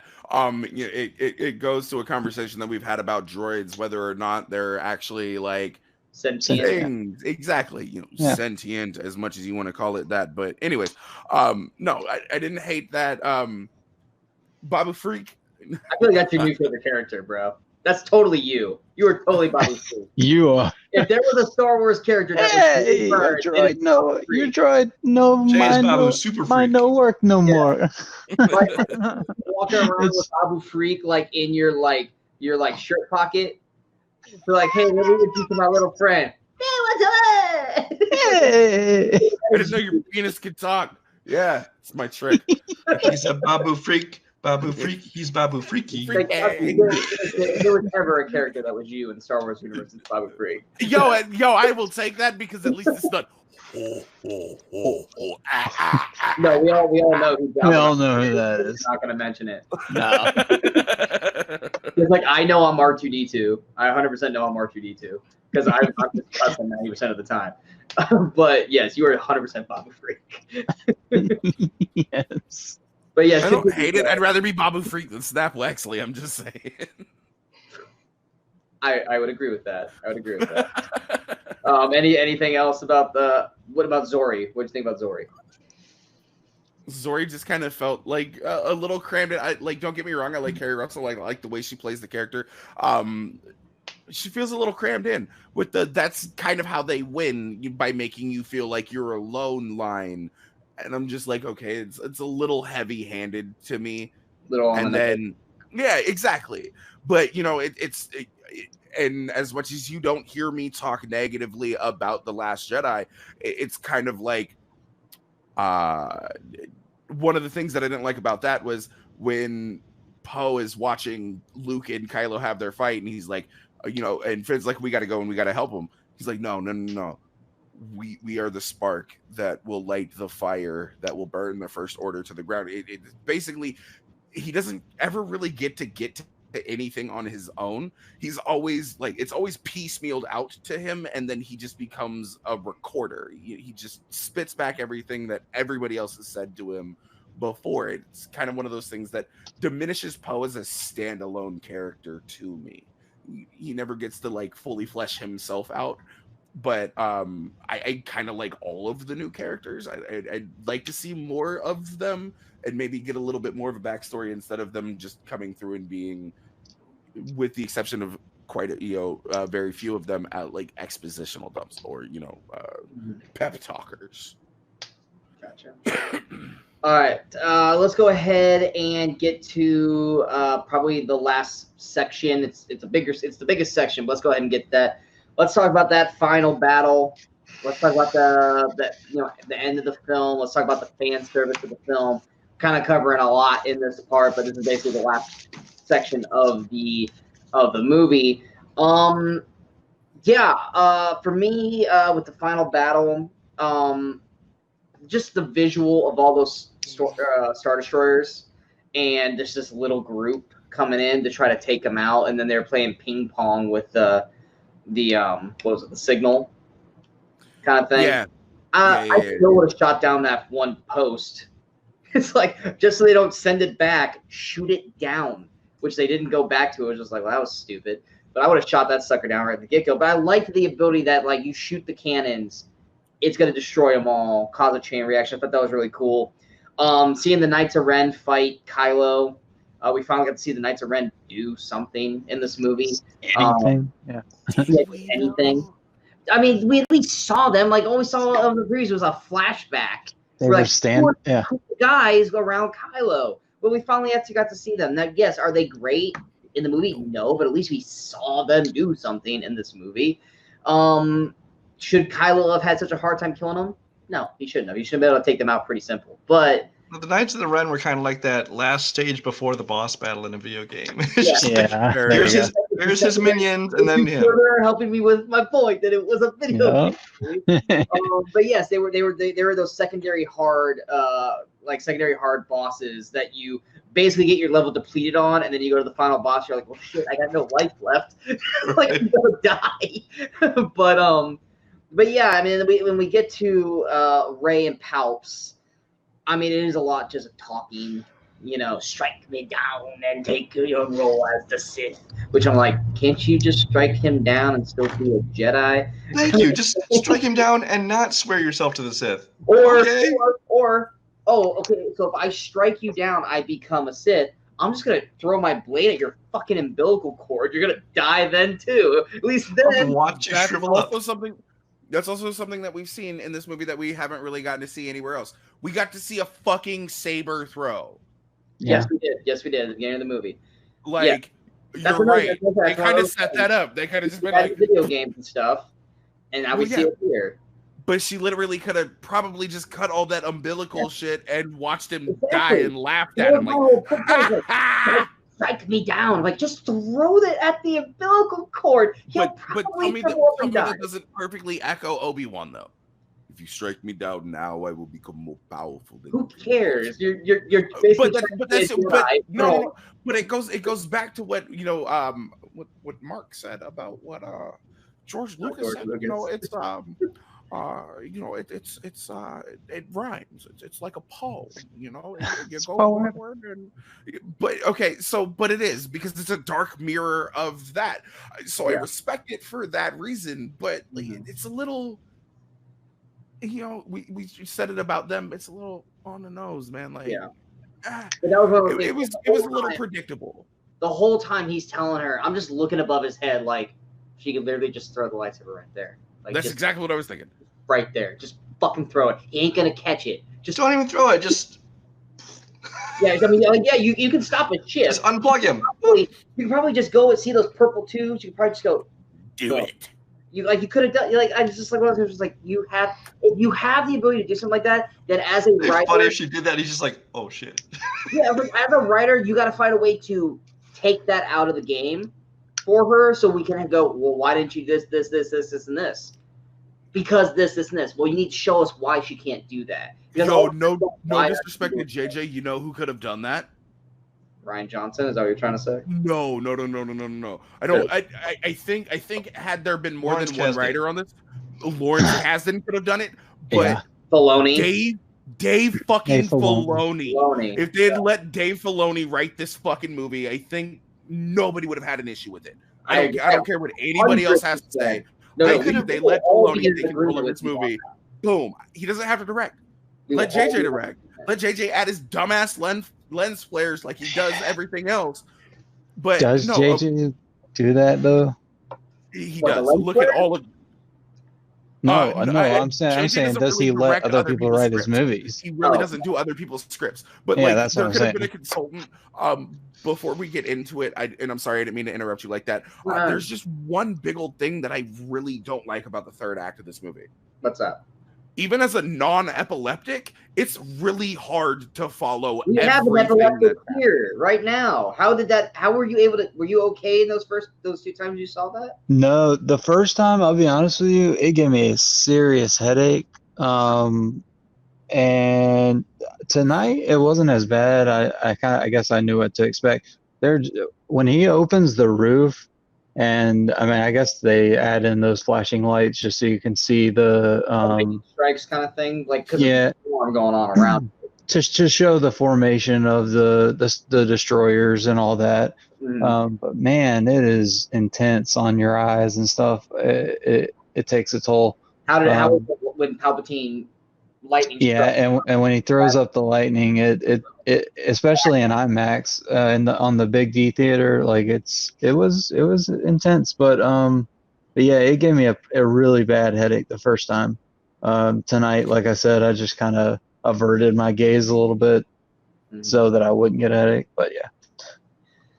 But they do give you fair warning, so it is my own fault. They do give you fair warning, but a third act of a movie shouldn't be almost impossible. No, I agree. I agree with you there.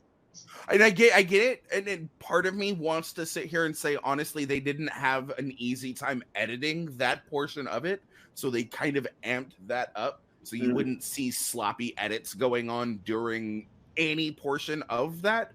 Because a lot of what's going on between the Knights of Ren fight, what's going on between Palpatine and Rey, there's a lot of black and white dimming. So, like, to me, that's a knock to me. I'll definitely rewatch it. You know, Yeah. Kevin's not the only person who's watched it twice. I've seen it twice as well. You saw it twice already? Yeah, it's just Mhm. it's really difficult to sit through in a dark ass theater. Usually, I have a little bit of like, I don't want to call it mood lighting, but I do have lighting to offset certain things. It just makes it easier for me to focus on everything. But it was really difficult to like actually sit through and try to determine everything. That's the thing. The flashing white and black. It's not a strobe effect, but it really does kind of start to weigh heavy on my eyes. So yeah, It's that plus the cuts plus the lens flares and all that, and you're trying to see the details. You know, yeah, you're wanting to focus on, you know, what's he doing now or what's about to happen, and so it's a combination of everything. But yeah, Jay's got it right. I mean, you do want to watch it. Those scenes are better watched probably in a home setting. Brian, your thoughts on what we've gone over so far? Because we've all been kind of chipping in. So far. The initial battle. In a sense, as far as the Palpatine thing we were talking about, and why she didn't just kill him, I think it could have been. They could have easily explained it away if they had some way of talking about how, like, because she is a descendant of Palpatine, if somehow if she struck him down at all, if he died, like everything would, like, you know, embody her, you know, it go into her or something like that. If they had made some kind of reference to that, then even if she pulled the plug on the umbilical cord, Howard died, they could have explained it away somehow. But they did what they did. It's fine, you know. The rest of that part of the battle of what we covered so far, I don't really have a whole lot more to say. What about the Knights of Ren shot, the transfer? The Knights of Ren. Oh, we didn't really talk about the Force Skype fucking transfer. When she transfers I thought, yeah. Oh, if we're moving on to that was one of my favorite moments of the movie. Fight. So I figured that. Yeah. Okay, that was one of my favorite moments of the movie. And that's one of those things. Now, there are many ways I think that you could watch Force Awakens and this movie and skip Last Jedi completely. I agree. I'm saying and not lose the story. Yeah, no, I know. There are a couple things in there that you would need to understand, and one of them was this whole thing of this connection with Rey and Kylo Ren, and how they've even been able to physically touch and things like that.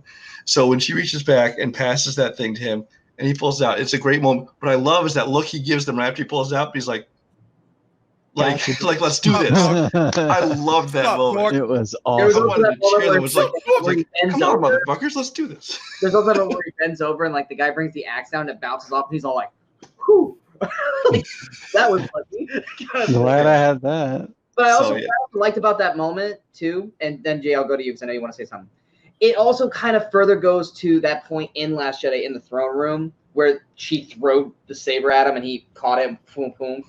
That was once again, it's like they had that interaction of being able to throw stuff. Like that was a physical throw. This one was a force throw in a sense. But yeah, that was real cool too. Jake, go ahead with what you were. I was just gonna say, like, we didn't really touch on it, but this is not the first time that, like, this has happened in the movie. Like, the first time it happens in the movie, they're on. It was the Burning Man necklace, the yellow necklace. He grabs off of her. They analyze it. The second time is Darth Vader's fucking the obelisk that the mask is sitting on. So, like, they're sitting here and they're, like, trying to establish that this is something that can happen via the Force. And I know it's fantasy, and this is an issue that, like, everybody had with The Force Awakens, and I'm not trying to have a problem with it. It's just it feels a little rushed. Like, we didn't really get an establishment of this, because it went from two people seeing each other to being able to interact and interchange things from a certain space. Well, they did touch in Last Jedi, though. They do touch in Last Jedi. And there's water. There's also water in Last Jedi. You're right. It's there to a certain degree, but water droplets are not a lightsaber. Water droplets are also not a necklace. And, no. I'm not. There's physical matter as well. Because that's when Luke comes in and he's like, stop, and the fucking practical hut blows back. No, that's one of my favorite scenes there. It's just I don't know. Maybe I'm going crazy. Maybe I'm looking for nitpicks. We all agree the movie is rushed. It's just a matter of 2 movies worth of stuff shoved into 1 movie. Do we know how much time passed between Jedi and this? Did we ever find that out? 3 years? I'm gonna assume it's 3 years. Every other fucking Star Wars film has been at least 3 years. I thought I heard it was 2 or 3 years. You guys talk. I'll look it up, see if I can find it. It's one of those things where, yes, with her being even more stronger than what she was in Last Jedi, that could have been something that was. Plus, who's not to say that they haven't been forced Skyping in a sense? Fair enough. The whole time. That whole time. Now, obviously, it's been in terms of hatred towards one another, but. Can you put something on? Do you have a cowl or something? Yeah, no, trust me. I get it, bro. But no, okay. Definitely, man. But it's just things like that. I'm getting out of the shower, right? Hey. I'm thick with 9 C's because my fucking shoulders are wider than my door. No, I don't hate it. Like I said, a lot of what I have to nitpick is small. It's minuscule shit. But it's Star Wars, dude. I love That's Star what we Wars. do. That's what exactly. That's exactly what we do. But like I said, my gut reaction to this movie was very visceral. It was very negative. And even after your post that you put up the other day, I was like, I don't want to be known as that person. Like, I will roast the shit. No, I know it wasn't. I know it wasn't, but that's the best part about it. Is it could not be? I felt like he thinks I'm calling. No, I really didn't even actually think that you were calling me out. That's just it. It's just the simple fact that a moment of reflection caught me to the point where I was like, I am noticing something that I don't like about myself, about something that I love, and I'm not above calling myself out for my own toxicity, and I am more than willing to cop to that. Everybody has a level of toxicity in their lives, and they need to be able to cop to it, and they need to be able to try to work to be better, which is why I've been trying to be more positive about this movie than negative, which is why I liked the fact that I enjoyed it more on my second viewing. Good. That bodes well. But, I agree with Jay 100% there. But, it is what it is. But, it's a story that Star Wars can teach. You take responsibility for your own actions and for your own thoughts and your own emotions. Don't just be like, oh, well, this is my gut reaction and fuck you if you don't like it. People are allowed and willing to be able to change. Then let them. Don't just hold them to the thing that you think that they are. And that's what I love about Star Wars. Is, you've got Darth Vader, the ultimate kind of game spitter in episode 1. Are you an angel?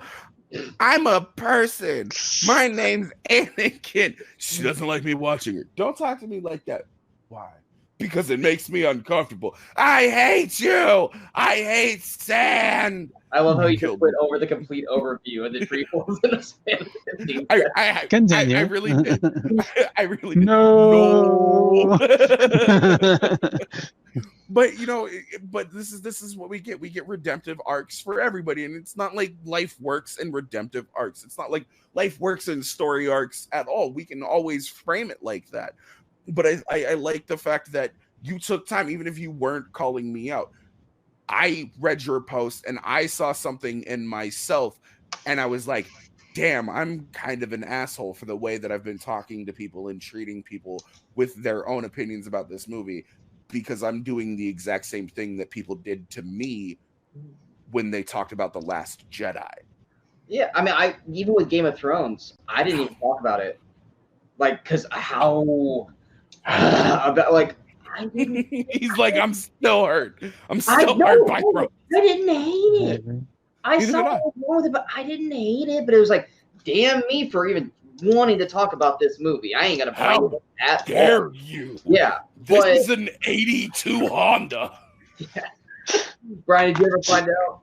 Yeah, according to the Vanity Fair article where they interviewed Kathleen Kennedy and J.J. Abrams, it's about a year. So a year. Oh, okay. About a year. Okay. Oh no, that's way too soon. She should not have been. No, I'm kidding. Yeah, no. Look, she's been studying hard. She's been studying for her SATs or Jedi SAT stuff. Also, City. No, I get it. I get this, but it's one of those things too, where it's like the comedic part of my brain. When Finn and all them get on the Star Destroyer, they start riding the horses. My brain goes as the Star Destroyer going. Yeah. like it's like I was thinking like I was hearing Rocket from Endgame, like, get him off, Get it off. Like, what's gonna stop that Star Destroyer from just going? Is it their horseshoes are magnetic? The only thing I can think is that just tilt a little bit. Yeah. Maybe something that big can't tilt like that in the atmosphere. I don't know. They said that after that. They said something to the effect of without that main thing, that main tower, that they couldn't tell up from down or whatever. So maybe it has something to do with that. I don't know. I just couldn't help it. I'm not trying to justify it. It's just something you gotta accept. Yeah, so exactly. At that point Suspend some when disbelief. when they land that on the ship and they're like, damn the speeders, they're not using speeders, and the fucking thing drops down and the horses rush out. Like, how bad is it that do you remember the Funny or Die sketch that they did with Picard, where he sang country western songs?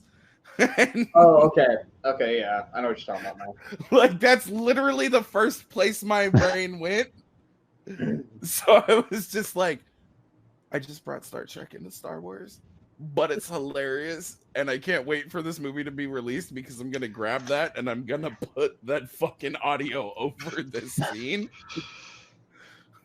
Once again, what were you guys' thoughts on Finn once again trying to kill himself?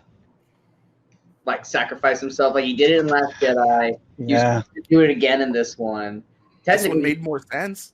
Yeah, it did. It did way more. And technically, Force Awakens, because there was no way he was going to win against Kylo. But it's like at the end of every movie, Finn always tries to kill himself. Basically, it's like, I'm going to be that white knight that goes down swinging, kind of thing. But it's got to be a white knight. Poor choice of words. Knew that was going to come up. I was trying to be quiet.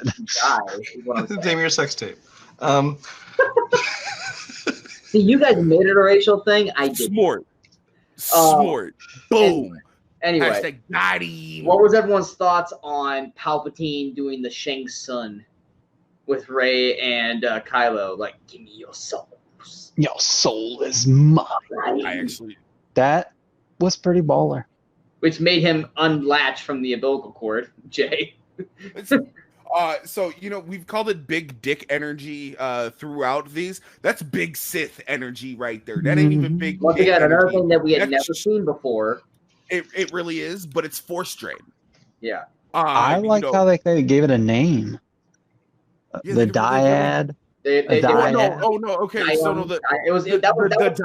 dyad those are two converging ports of the Force that's two converging points that are destined to come together. That's what a dyad is. That's Rey and Kylo. Yeah, that's Rey and Kylo. But I like the fact that, like, when he hit them with the force drain, it wasn't just a little.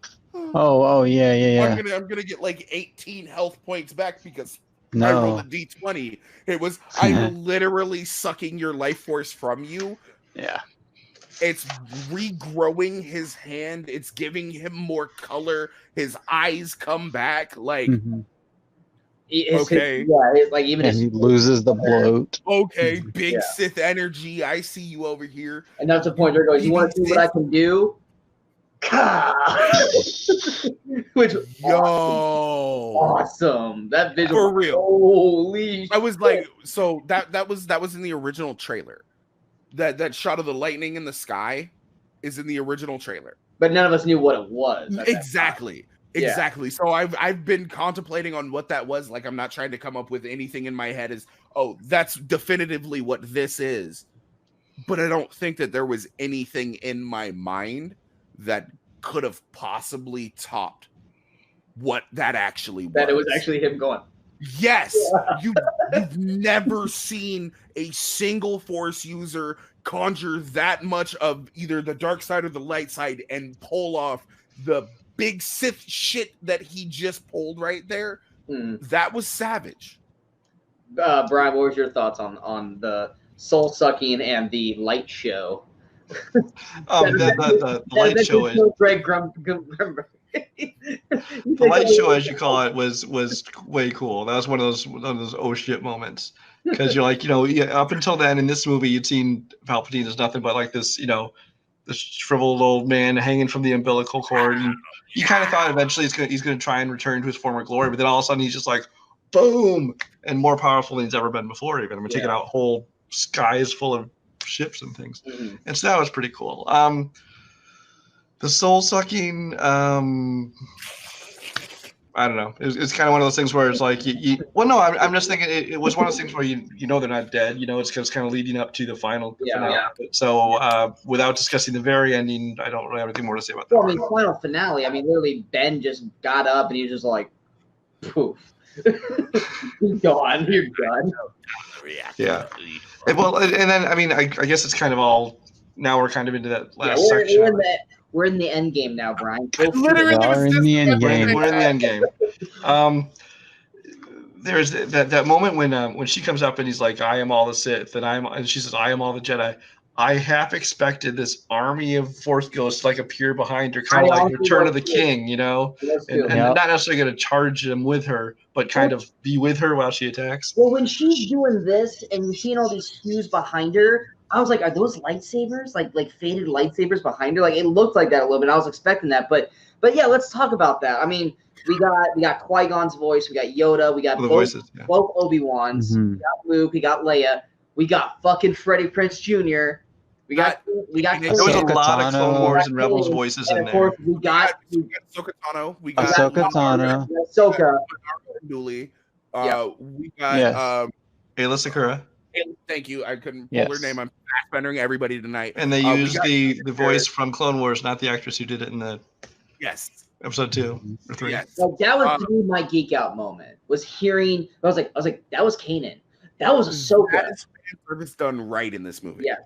100%. That is fan service done right in this movie. As cool as what and what Brian said was like, you were expecting like this Force army of Force Jedi to show behind her. That probably would have been a little bit too overboard. As the visual, I wasn't saying I wanted it. I was saying that's why I kind of half expected that. But it would have been overboard. The voice thing was perfect. Yeah. Sorry, Jay. You're good. Personally, I don't think it would have been, because I think at that point in time, we could have all sat here and contemplated about all of those people in the fucking rafters watching. Those are all of the Sith at that point in time. Those are all of the fucking projections of the Sith that have been before this one, facing off against all of the Jedi that had come before in this one. I think it would have worked personally. You know what just popped in my brain? What if it was like Clone War or Attack of the Clones? Yeah, the Force Jedi ghosts all running just ghosts with the Force Sith. They're just fighting. Would they all be doing shitty twists and turns and dancing too? Freeboard getting shot again. Like literally when you were describing, I was like, they're just going through each other. Fight with Force ghosts. Come on, I keep bringing up nerdier shit, but we're. At the very beginning of the movie, we see Rey as she's sitting cross-legged and she's trying to reach out to all these, be one with me, or be with me, or something like that. Be with me. And at that point in time, honestly, if you think about it, you could paint a blue triangle on her forehead. She's Aang from Avatar: The Last Airbender. She's got the floating around her. Yeah, Brian, I'm the same way. Do not sully this by talking about that. Hey, I'm talking about the cartoon. The cartoon. Exactly. So am I. Fuck the cartoon. We're talking Star Wars. Way better. They stole that idea from Don't that give a shit. show, Shut up. What the fuck? Oh my god. All right, I'm sliding to Molly Damon's DMs just to piss I'm off. sorry, my brother and sister-in-law, they're obsessed with that show, and I'm sick of arguing about it. Oh, that was so great. That was so great. Jay's reaction was beautiful. Anyway, so again through the rest of getting through the last of this endgame part. So can we go ahead and, because like I say, you're kind of stammering, so I'll take over. So yes, X Saber basically mutilates Palpatine. Dies. That was great too. We get the whole destruction of all the Star Destroyers up top. awesome looking visuals. Poe's giving up. Everyone shows up. We get Wedge.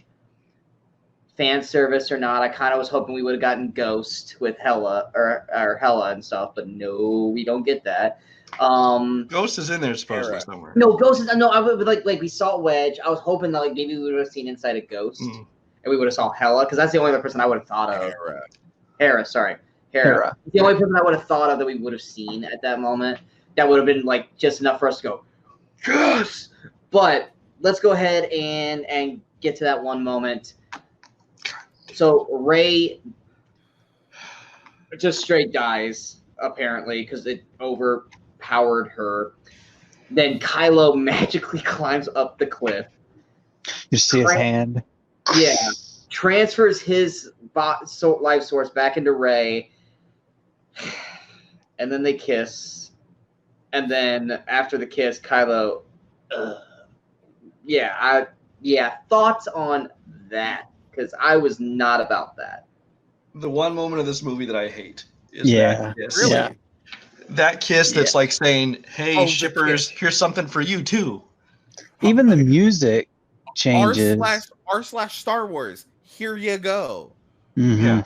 So, okay. Because I mean, it was like they never built it up as a romantic relationship. If anything, it felt like a sibling relationship to me. See, it never felt it felt like the Luke and Leia relationship. If anyone had a relationship side, it was Rey. Kylo never gave off that I want a bone. It was even if there was the inklings of romantic interest in there, even if there was, which I never felt that at all, I would have been okay with like a hug or whatever. But for them to just randomly kiss so passionately, it was like they had been forever in love. Yeah, and it was like no, maybe at the moment after he had transferred back to her, if she knew he was about to die and it was more of a goodbye kiss is one thing, but at that point she knew he was dying. We later find out Rey's succubus now starts sucking the last part. Like I'm forced Drandia kiss, bro. Forced Drandia kiss. Actually, I need a kiss. Seen it not happen. No, him. So I never really saw the love interest portion of them. And you're saying that you see more of like the sibling thing to it, if anything. Yeah. If anything, I even think that that's reaching too far. You know, I'm not saying that you're wrong, but every single time that we've really seen them together, it's Kylo trying to be like, "Let me teach you." It's like a stubborn student not accepting a master's fucking, help. That's the way I've always seen it. It's a master and an apprentice sort of situation, at least. But I also felt there was like more like two apprentices, like, hey, we're like two kids, like somebody's kids, like, we don't need the parents. The two of us can go do our own thing. Yeah, we can definitely play lawn darts without adult supervision. They remind me of the EU Jason and Jaina Solo. Less fucking. Well, but it's one of those things where we've gone so well through this trilogy without trying to make any romantic things. I mean, outside of Rose and Finn's thing, which they completely shit all over in this film. I mean, yes, Finn clearly has a bone to Rey, but it was never ever, established or put on. And then they just threw this in there. And I'm just like, but it's like, okay, if he lived, all right, fine. But to him just go, I don't think they could have let him live. No, I'm saying if they did the kiss and he ended up living and the kid, okay, cool, then they're going to be a couple. It would have been awkward as shit. Yeah. The kiss and then have him die. Then I'm just like, it served no purpose except to cater to the shippers.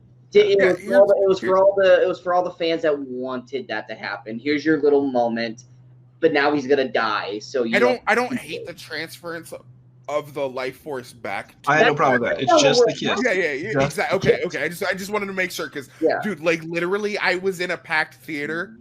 There are 125 people in my fucking theater, and everybody, like literally 2/3 of my theater, if not more, were like, "Ugh." Yep, exactly.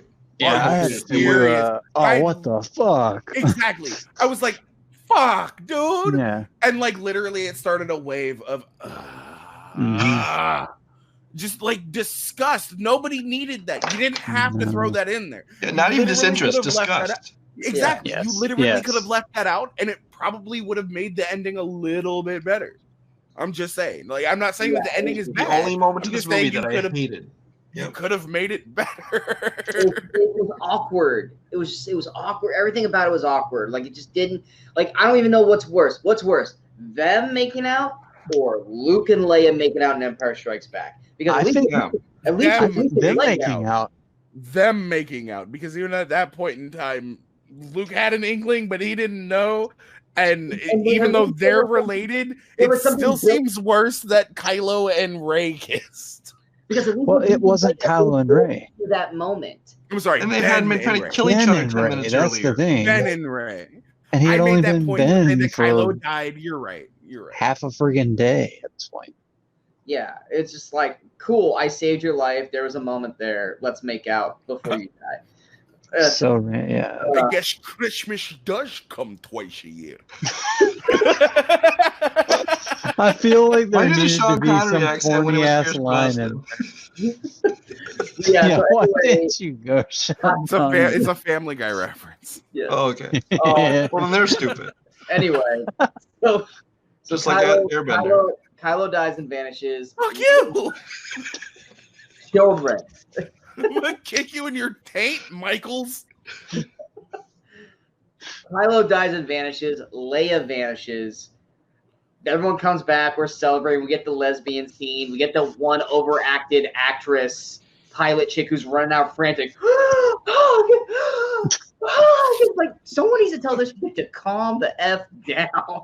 If you were in a scene in Star Wars, are you going to tell me that you wouldn't overact like a motherfucker, knowing that they won't cut your scene out? Around a hug, like hold on, no. Knowing that they wouldn't cut your scene out, and knowing that you will be seen by enough people that your movie makes $325 billion on opening weekend. Everybody saw that. Shut up and listen. If I was an actor in that scene, you know what I'd be doing? The yub. Standing behind Felicia Rashad's shoulder. I would be doing the yub nub dance. The truffle shuffle. I would be doing the yub nub dance, and I would be enjoying it, and I'd be hoping that there'd be someone else doing it with me, and be like, "Hey, Endor, down, Kylo, bro," because we do get to see the fucking Ewoks. Which was that Wicket? Yes, it was. Okay. Yeah. One of them was Wicket. Confirmed. Sure. It's been confirmed as Wicket. Obviously, you know it's worth Davis. But was there? I know we kind of skipped over everybody popping up at the very end. This is another little nitpick that I have. They had 16 hours. Yeah. How the fuck did Lando Calrissian get all them goddamn ships? Like, even if like his homie call 2 homies and his 2 homies call 4 homies and them 4 homies call 16 people and them 16 people call 64 people. Like, what? No, we had an issue with timekeeping in the last one, but we don't have an issue with timekeeping in this one. Okay, cool. Whatever. All you needed was Lando going, "Hey, everybody." There were 12 people. There were 12 over here. The resistance was big enough. This Lando on the radio. This is kind of get your ass to the Exegol. It's kind of another little nitpick that I have, though. There were only enough people in the resistance to fit on the Millennium Falcon at the end of the last movie. Yep. Granted, I know it's been a year. Thank you, Brian, for the quick fact check that you did, brother. I appreciate you for it. But damn, that's a lot of people, and that's a lot of people to just jump in and overthrow. Rip to Snap Wexley. Apparently ripped Wedge Antilles. I will forever lock S foils. Wow. I will literally lock S foils in attack position every time I think of you, buddy. But yeah, there's just a whole bunch of stuff like that just kind of slips away. But we get another. Well, I figure Wong just opened the portals and all the different ships came. I had one question about on your left. You see, on your left. On your space left. They crashed the Falcon when they arrived there, and then all of a sudden it's back up and operational like 5 minutes later. Like, how the hell did it get back up and operational? It wasn't crashed and destroyed. It just kind of skimmed in. It wasn't destroyed. It was just like stuck in the mud. It basically is what it looked like. Wait, what? When I can't remember which planet it is because I can't remember the planet names right now. But are you talking about the Falcon? You're talking about like the planet with the Death Star in it? Yeah, when they land there, it's literally like Yeah. crash landed into the mud. But like Brian said, it's not crash like broken apart. That was the planet Endor, as opposed to the forest moon of Endor. Okay, Yeah, right, there you Yeah, go. that was one of the Endors, yeah. Yeah, and so, but then after that, they pull somehow they get it back up in the air, and it's clean and fully operational again. I just thought that was kind of funny, but Fully operational. just nitpicking. Also, It's force time. Richard E. Grant's death. Like he runs to the view portal of his shit. He sees it, Oh, and he yeah. just watches See his his body just go body. boom. I was like, bro, I literally went ooh in the got theater. I launched. was like, yo, He got launched. That was awesome. that's like the first time you I wanted to actually see him hit the see that windshield or someplace, and then get it off. wipers. Hit the wipers. He ran and then just accepted it and then just stood there like, I'm taking this like a man. Poof. Like the captain on the Titanic, man. He went down with the. Yeah, that's right. Going down with the ship. Okay. That's right. Band's playing. We're now. God, that's horrible. So we're down to that. We're at that moment. Oh Lord. Yeah, we're at that fucking moment because No. that's where we're at. Chewie gets that fucking medal. Boo. Boo. Okay, I'm just gonna say my part first because mine's gonna be short. You sound like you're gonna go for a long time, Go ahead, Brian. which is not what your girlfriends have ever said. Oh, you don't know. You don't want to. No, I do. Was it blatant fan service? Yes, but I didn't like watch it and like hate it. Like, oh my god, not like the kiss. The kiss, I hated that moment. This one, I was just kind of like, whatever. I get what they were doing there. It was completely unnecessary, but it didn't take me out of the movie. So that's all I would say about that part. I rolled the hell out of that. One of those things where, yes, we always go, where the hell is Chewie's medal? Why didn't Chewie get a medal? Why didn't Chewie get a medal? None of that's ever mentioned in the movies. Ever. Chewie didn't need to get the medal. And to me personally, this is just another Carrie Fisher duck. This is another Princess Leia duck of her not having to give him the medal because she died before she could. So that's another middle finger to Chewie. It's been 42 fucking years. Right. Why haven't you given him the medal yet? It's an in joke to Star Wars fans, and ultimately, ultimately you just killed the joke because everybody jokes about it. Everybody jokes about it, but at you literally this point, kind of leave it the fuck alone. Go, Brian. Thing is, here's my thing. I don't think she had an extra medal sitting around for him. No, I believe that was Han's medal. That was Han's medal. Han has died. Chewie's been off health, whatever, and she wanted to pass that on to him. Then she could have done it before. Still couldn't have given it to him while he was alive. Yeah, I don't know. Sorry, I didn't mean to jump. I hadn't thought of that. That's actually a good point. But it's one of those moments where it's just like, look, this was never brought up. Still so unnecessary. This was never a sour point in the films. If it had been brought up in the films, like Chewie goes, and Leia goes, "You'll get your medal." Here's also this. I'm going to help justify this. What? I'm going to help justify this. Go ahead. They never said Leia thought you earned this. Said Leia wanted you to have this. So it's Han's medal. She had possession of it, and when she died, she wanted it to go to Chewie. But because he said boom and dropped his pen, bro. He's done. Because everyone dropped issue with Chewie getting that. Even Dan Murrell during Cram It goes, "Where the hell's Chewie's medal?" during New Hope. Like everyone's made it as a joke, and what does he do? I said it. Yes, it's a joke, but I'm saying you can rationalize it. You can definitely rationalize it, but at this point in time, Chewie doesn't have a life debt to anybody because there's nobody left. So like Chewie's free now. Does Chewie just transfer the life debt from the Solo or from Han to Rey? Jacket or something. Don't give him the medal. Oh, you mean the one that he died in? No, I'm talking about like his old school jacket. Fair enough. Like his vest. Like his vest. Oh, you mean the one that Lando was wearing in Empire? Yeah. Okay.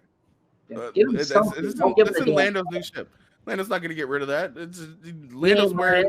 He ain't wearing it. Lando's wearing that under the right-shouldered cape, dog. Come on, let's be real. Give him something that's not that's not so on the nose. Give him that was incredibly overt. That wasn't tapping the nose. That was a punch in the nose going, you seeing this? You seeing this? You seeing this? You happy? You happy? Fucking shut up about Chewie it. got his medal. Yeah. Chewie got his medal. That's what Chewie got his medal. That's what that But was. let's be non-Star Wars nerds for a second. Good luck, Kevin. Yeah, I know, but did everybody in your theater clap? Yes. No. Not everybody, but a Nobody. good portion of them. A good portion Nobody- is what I'm saying.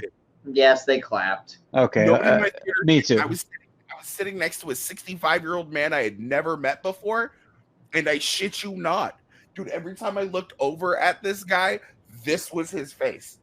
He would literally prop one elbow up on his forearm and covering his face throughout the entire thing. I man just was looked over and this I just movie. said 42 years too late. That's all I said. Wait, so you're saying he was upset or he was happy? Oh, he was just like literally straight faced, and I wanted to ask him. I wanted to be like, "Yo, did you watch the originals in theater? Did you go in 1977 and see the original?"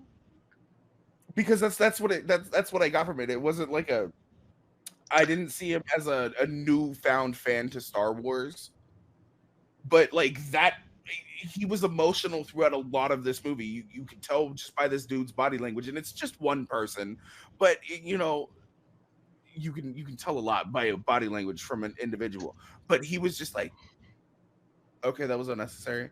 Like it's kind of like it's an in joke with all Star Wars fans. Oh, Chewie should have gotten a medal, and now you've given him a medal, regardless of whether or not it's a medal he deserved, which he ultimately did. Yeah. He was there, and I will still always say give Chewie a medal. You didn't even give Chewie his own medal. You gave Chewie his dead homie. He got a knockoff. He got a knockoff hand me down. You gave Chewie his dead homie's We're just medal. assuming Brian's right. It's gonna go in a shadow No, box.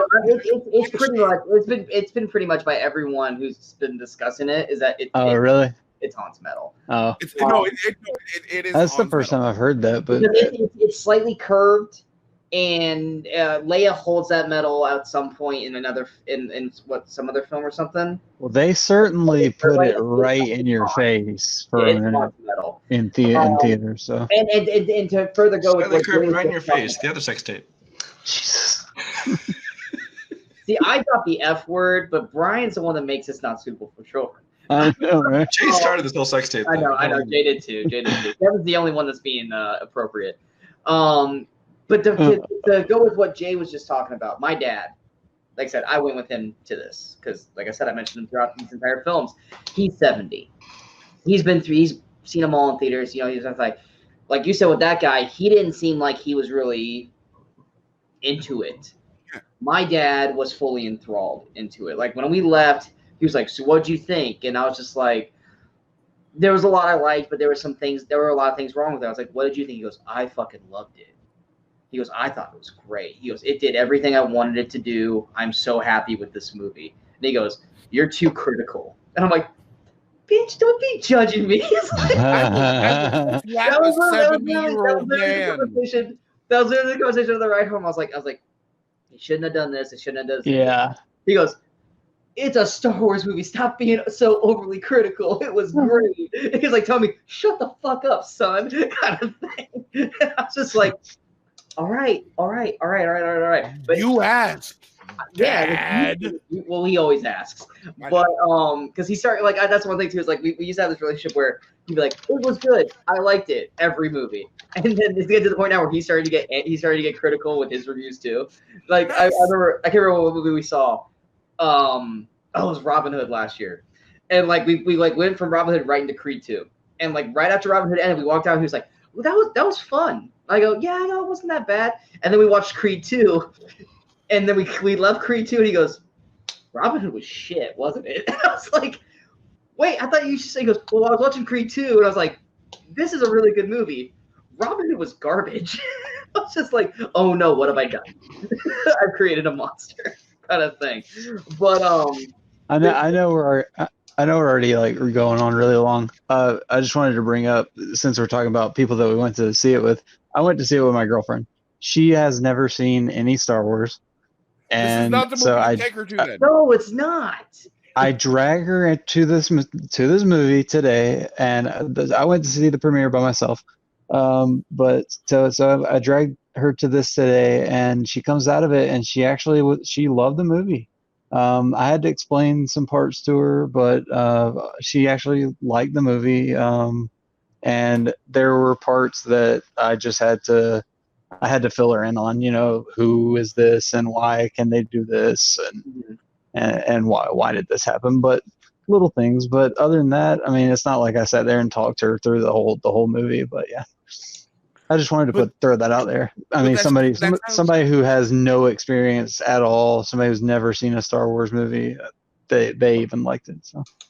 That's how you create new Star Wars fans, though. Yeah, exactly. I hope I did. Introduce them to, even if you can't introduce them to Star Wars, if you can't introduce them to A New Hope, then Empire, then Return, then 1, 2, 3, and then 7, 8, and 9.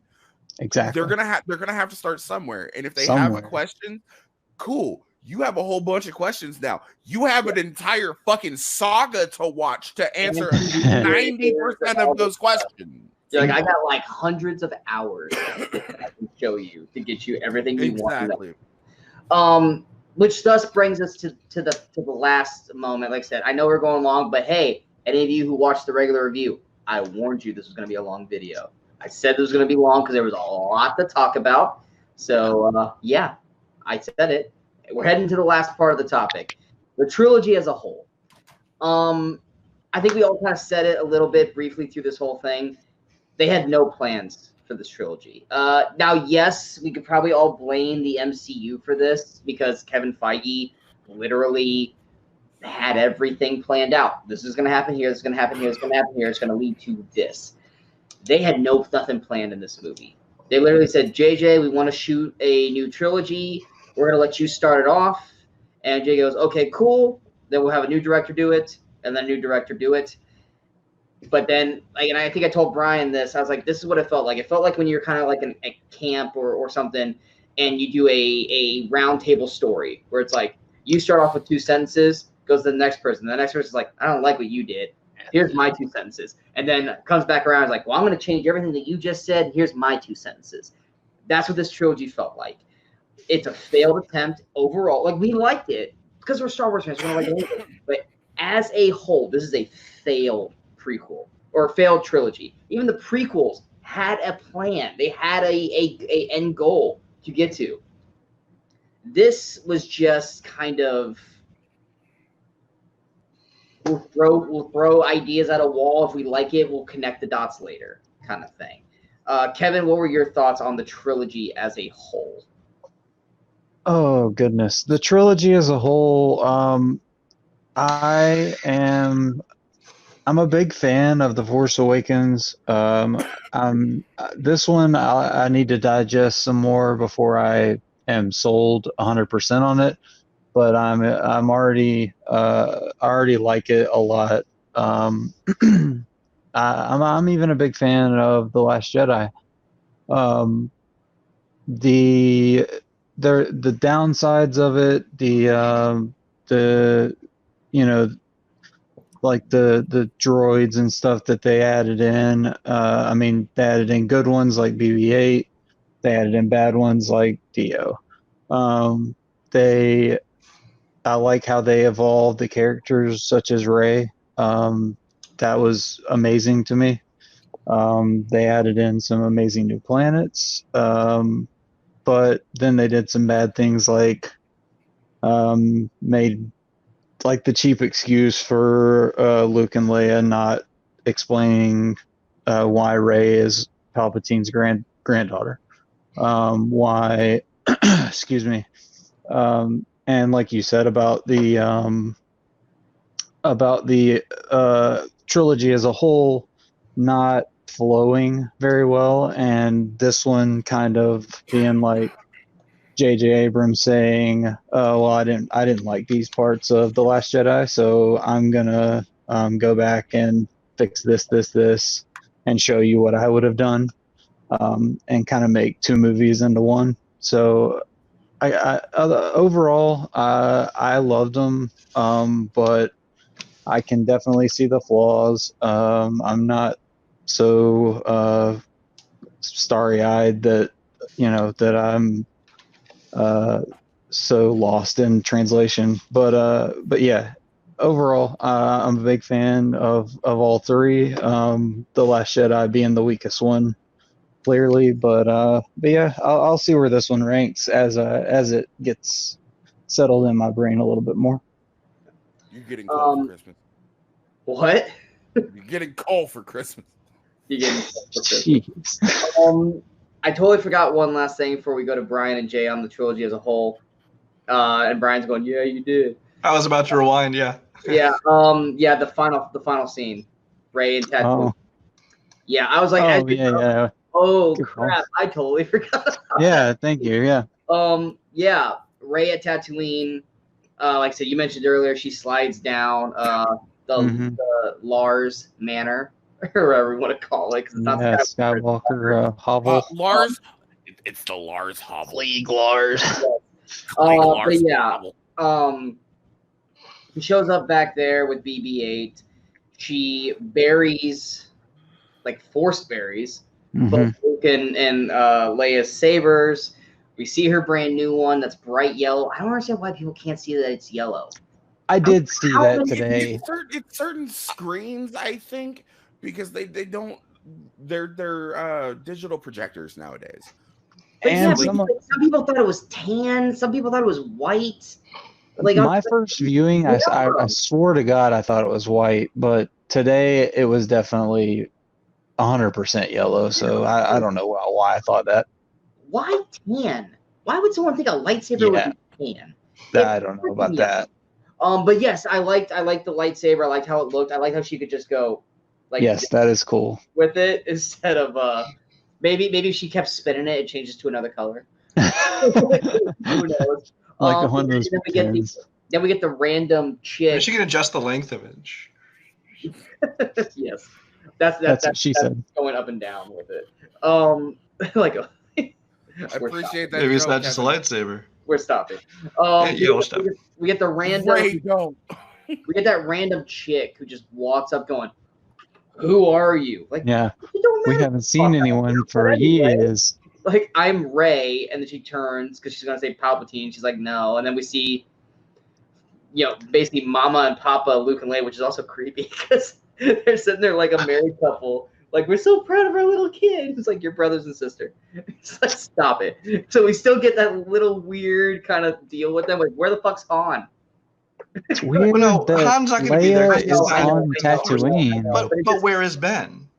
Because he did disappear into the Force. He's it's his mom. He's part of his family. I don't know why. Rey wouldn't know. He could have been standing there too. Rey wouldn't know Ben. It's the no. Ben Solo. Of it. Oh, Ben. We said Ben. I immediately thought of Leia's daughter or Leia's son, Ben Solo. No, you're right. Why would Ben Solo. I was gonna say she just made out with him. Of course she knows him. He was pulling a Thor from Ragnarok. Oh, you can't see me. I'm not here. Or even Anakin. Anakin could have been there. I don't know. It just seemed like it was. No, when you said Ben, my brain immediately went to Kenobi for some reason. But where was Kylo or Ben Solo? Where he should have been there at that moment. But yeah, it did still look a little weird that Leia and Luke are sitting there like a freaking mom and dad, like they're so proud. Just like no. And then she's like, Rey Skywalker. And then we get the dual sun shot, the iconic dual sun shot. Thoughts overall to the group about that final scene? I just said the only thing I had to say about it. So. Okay, Jay. You. I like the ending scene. This really goes back to the whole "am I evil because my family's evil" sort of thing. And she's choosing not to follow that path. I really like that. The burying of the lightsabers is one thing. At the point in time, does it become sacred ground because they're there? Is this a remembrance? Is there going to be a memorial? My first thought when she actually slid down into it was, cool. She's going to start the next Jedi Temple here. This is where it's going to be. This is where it all started in the original trilogy, and this is where it all ends at the culmination of this trilogy. she's already got Force sensitive people around her who are willing to learn. Maybe we can see a little bit more there. The Luke and Leia thing, I get it, because they were, both of them executed like portions of her life that she'd never really had. Luke was a father figure to her, and Leia was a mother figure to her, and they both helped her become the person that she was and overcome who she could have been. So I get why they're both there. I love the yellow lightsaber. The yellow lightsaber, she's a sentinel, so she's not just focused on the Force. She's not just focused on lightsaber combat. She's focused on both. And you don't really see yellow lightsabers a whole lot. Even in like Legends, you don't see yellow lightsabers a whole lot. You see a lot of green, and you see a lot of blue, and you see a lot of red. I mean, even Ahsoka had a yellow lightsaber at a point in time, but that's because I'll get to it off screen. But basically, she might have found Ben Solo's crossguard lightsaber and tried to heal the kyber crystal in it, because that's what it is in canon, in Legends. Well, we also don't know how long it's been from the end of the battle to that moment. She could have went off and found. No, you don't think so? Oh no, I said we really don't. Oh, I mean, I was agreeing. Okay, well, fuck me then. But Jake, continue. With you. Go ahead love it. What's that? No, I was agreeing with you, but I'm sorry, I'm lagging a little bit, so there might be a little bit of crossover. As much as I loved the dual setting suns here, I still think when Luke passed into the Force, when Luke became one with the Force at the end of The Last Jedi, it worked a little bit better than it did here. And that's just me, and y'all can tell me I'm wrong all you want. I still think that ending 2 movies with the dual setting suns really just kind of sets it up for a comparison, and I think it worked better the first time than it did the second time. Well, technically, Last Jedi didn't end with the dual suns. Last Jedi ended with Broom Kid that we never got to see in this movie. Fair enough, but the real big ending of the movie is Luke. I'm just saying, we ended with Broom Kid. I still think it was done better than Last Jedi than it was here, though I do appreciate the way that it was used here. So go ahead and roll this into your trilogy as a whole, and then we'll go to Brian. The trilogy as a whole, I love The Last Jedi. I like it a lot more than a lot of people, and I don't hate it as much as some other people. It is one of those Star Wars movies that I know has problems, but every Star Wars movie has problems, and I'm more willing to overlook that because it gave us a little bit of something new. So I really think that I'll probably watch this movie a third time in theaters, and my rankings might change. But the trilogy overall, 8 and 9 are tied for me right now for my favorites of this trilogy. 7, not so much. We've already gone over that, and we've already talked about that. I don't think I think JJ might have done a little bit better to show us that he can actually end something. But I think that maybe this would have been elevated a little bit had they gone through and actually storyboarded, or at least like bullet pointed what they wanted from the trilogy itself. But it feels very haphazardly put together. But the last 2 really feel like the solid movies in this trilogy. The first one is here. We've talked about, let's throw something at a wall and see what sticks, and let's build from there. I think 8 and 9 did that. I think The Last Jedi and The Rise of Skywalker did that. I don't think The Force Awakens did it as well as the other 2. It's Star Wars. I'm gonna love it regardless. Even if I hate it, I'm gonna love it. I still think we're gonna get more, regardless of what anybody says. This is the golden goose for Disney at this point in time, other than the MCU, and they're never gonna be like, you know what? We made $1 billion off these movies. Let's never make another one again. So that's really where I come down to. It's Star Wars. I love it. Like I said, even what I hate, I love. So, yeah. Brian, your thoughts on the trilogy as a whole? My thoughts are very much the same as yours. I know we've talked about this, and that I just wish there had been one person, whether it be Kathleen Kennedy, whoever, in charge of the story, that they had a full outline of the story or not, because rather than doing that and having different directors, whatever, take over, they were actually giving the story just blank slate from one person to the next. Like J.J. Abrams says, here's a movie I made. I have some ideas of where they might go, but you can do with it what you want. And then so Rian Johnson was like, yeah, I think I'm going to change all this stuff. And then he hands it, well, supposedly to Colin, but then instead back to JJ. And JJ's got to think, well, okay, what do I want to keep of his? What do I want to get rid of his and change the story? And it very much feels like that. I'm all for different directors. I love franchises, the way they'd be like Mission Impossible or even like Aliens, that, because even if the movies don't work, I like seeing a different style, different take on it. But I think that in the ones that work, there's now those are kind of all just separate installments. Those aren't cohesive like trilogies like this is supposed to be. But that's when you need a cohesive story planned out ahead of time.